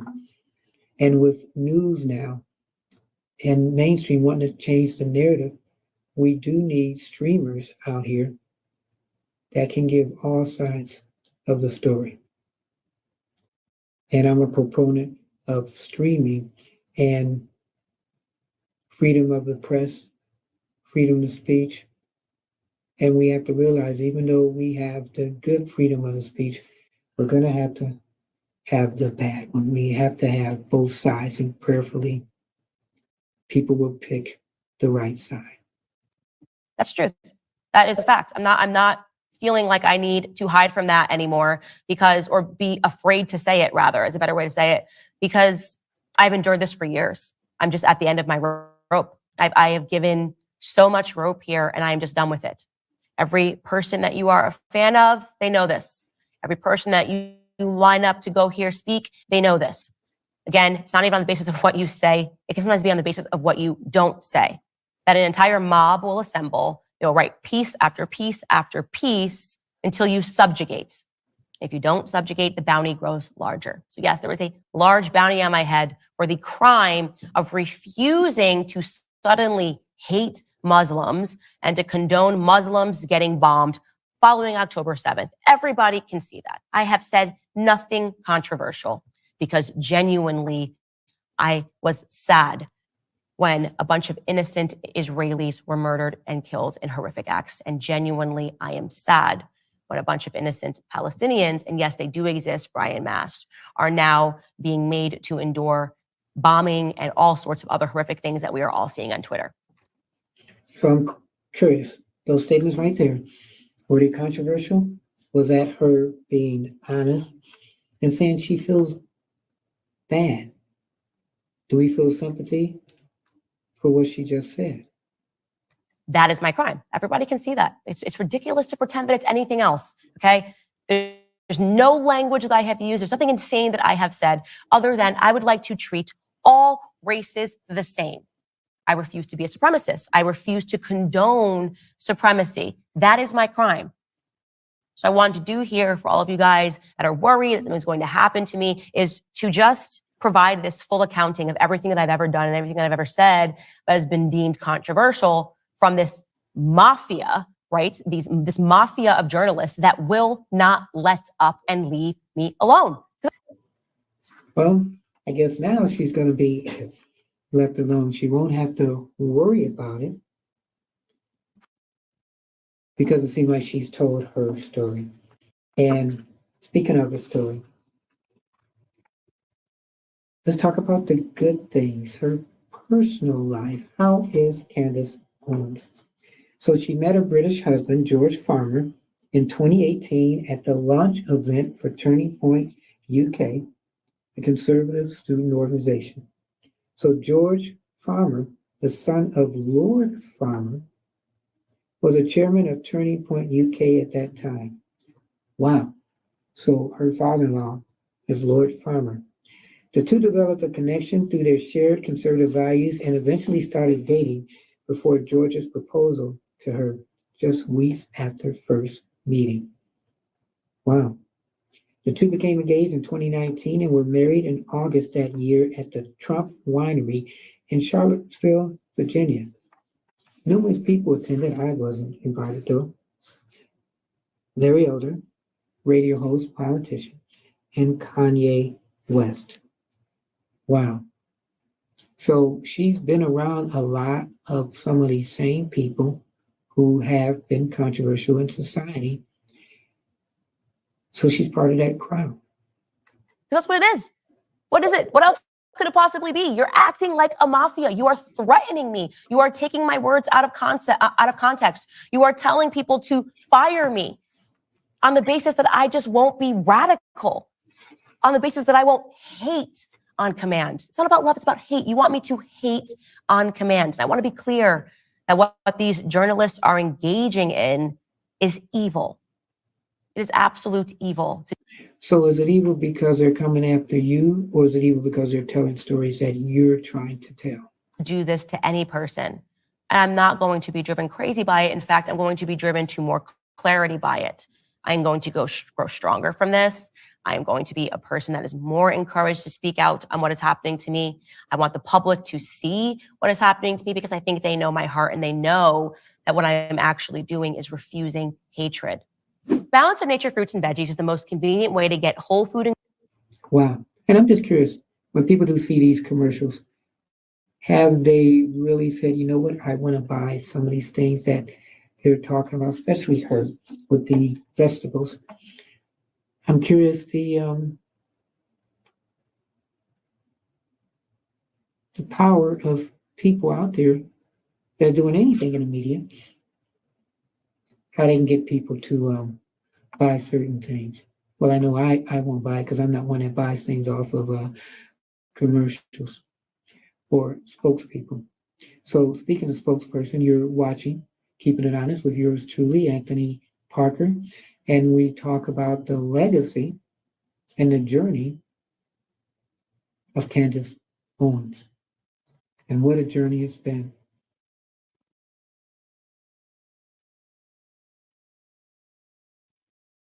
By the way, further to that point of Anna Kasparian, her and I have basically been on the opposite side of everything throughout our entire career. She has.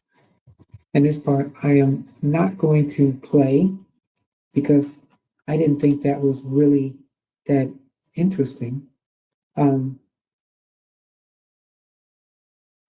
if you want to see the whole interview, type in, I think she's still there, Candace Owens. Get on YouTube, type that, see if you can pull it up, and maybe there'll be some things in this interview that you said, wow, okay, I didn't really keep up with that.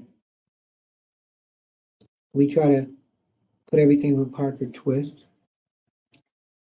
Not only will I watch, you like it, because we talked about the journey, really, and it's been a journey for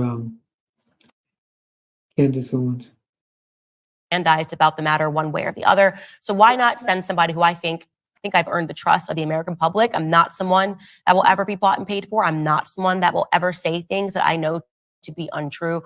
Why not allow me to go? And who is Candace Owens? Well, she's closing it and telling you who she really is. I'll talk to IDF shoulders, I'll talk to Netanyahu, but I also want to speak to people that are impacted by this in Gaza. I want to see what's going on in Gaza. Why not allow someone like me to go there? And I've offered that I will bring other journalists that I think are middle of the line, not one way or the other, simply reporting on the matters and similarly having to endure a bunch of threats and a bunch of smears. People like my friend, who's just a commentator, Dave Smith, a Jewish person who is now being told that he's a self-hating Jew because he won't get in line and, I don't know, deliver the AIPAC talking points. People have a right to know what is going on, especially when it is so significant that you're willing to take out people for not saying the right thing. So my offer stands. Anybody who wants to write an article or smear me or libel me, you are invited to this show. Hopefully, they'll take up my offer. Hopefully, in a few weeks, I will be out to Israel and I will be out to Gaza and I will be able to report to you guys what it is that I actually see. But I also want to say this because it's so important. And the one thing I do agree with her, she loves telling stories, and it seems like the journey for her before this all ended was to go out of the country and interview people and tell stories. And, you know, maybe that journey would have made it better for her. So let's say she went on this journey, got to interview a lot of people, and people saw another side of her.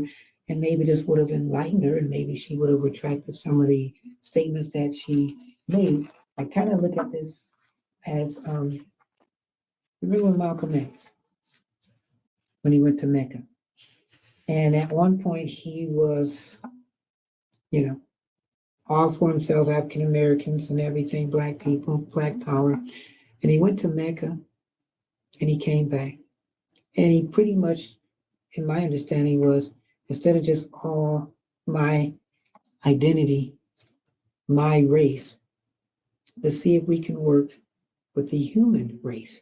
So of all the controversies and statements that, man, Candace Owens has said, maybe if she'd have been able to, as she said a couple of seconds ago, go to these other countries, talk to people, maybe she'd have came back with an enlightened heart.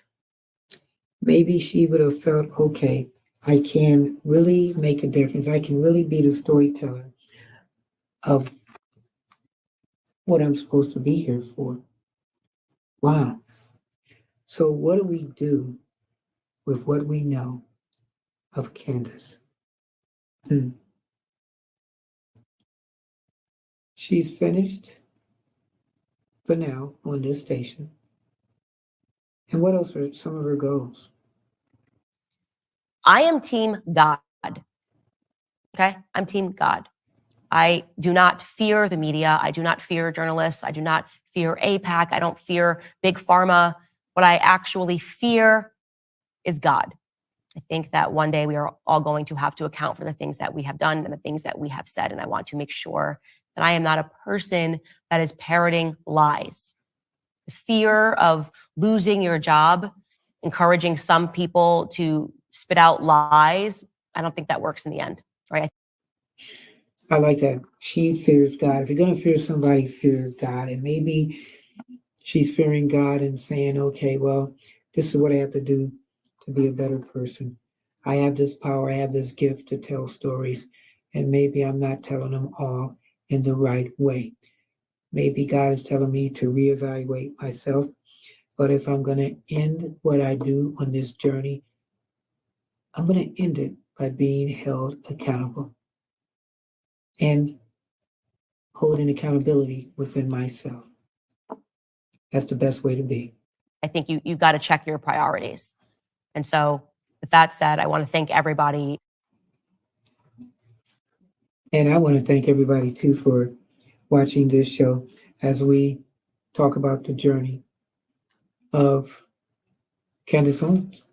If you have any questions or comments, you can email yours truly. It's parkerman2011@gmail.com, parkerman2011@gmail.com. You can give me a call. Telephone number is 216-702-3718, 216-702-3718. You've been watching the journey of Candace Owens. Past couple of years, as she had ups and downs. Is she a force that's going to be reckoned with? Do we feel sad and sorry for her? She's got a buyout, I think. And she says she'll be doing some stuff on her website. So check out the website. She might be on Twitter. You never know. She might have her own company. Where are the people going to go that follow her? We're going to find out. And for the people that don't follow her, like I said, some African Americans have said, don't come to us now. Some Jewish people and other ethnic groups are pretty much glad that she's gone, but will she be missed? And like I said, free speech. When is it that having free speech can hurt you? When is free speech too much of free speech? Something to think about. Try to get both sides of the story. When you hear somebody say something that sounds kind of, try to go more in depth with that. That's your job. Our job is to give you the stories and give you both sides. Your job is to go further. We're like the cliff notes of society.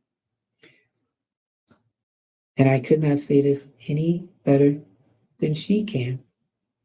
We just pray for her and her heart and her soul. I'm Anthony Parker. Alexander, you're watching Keeping It Honest.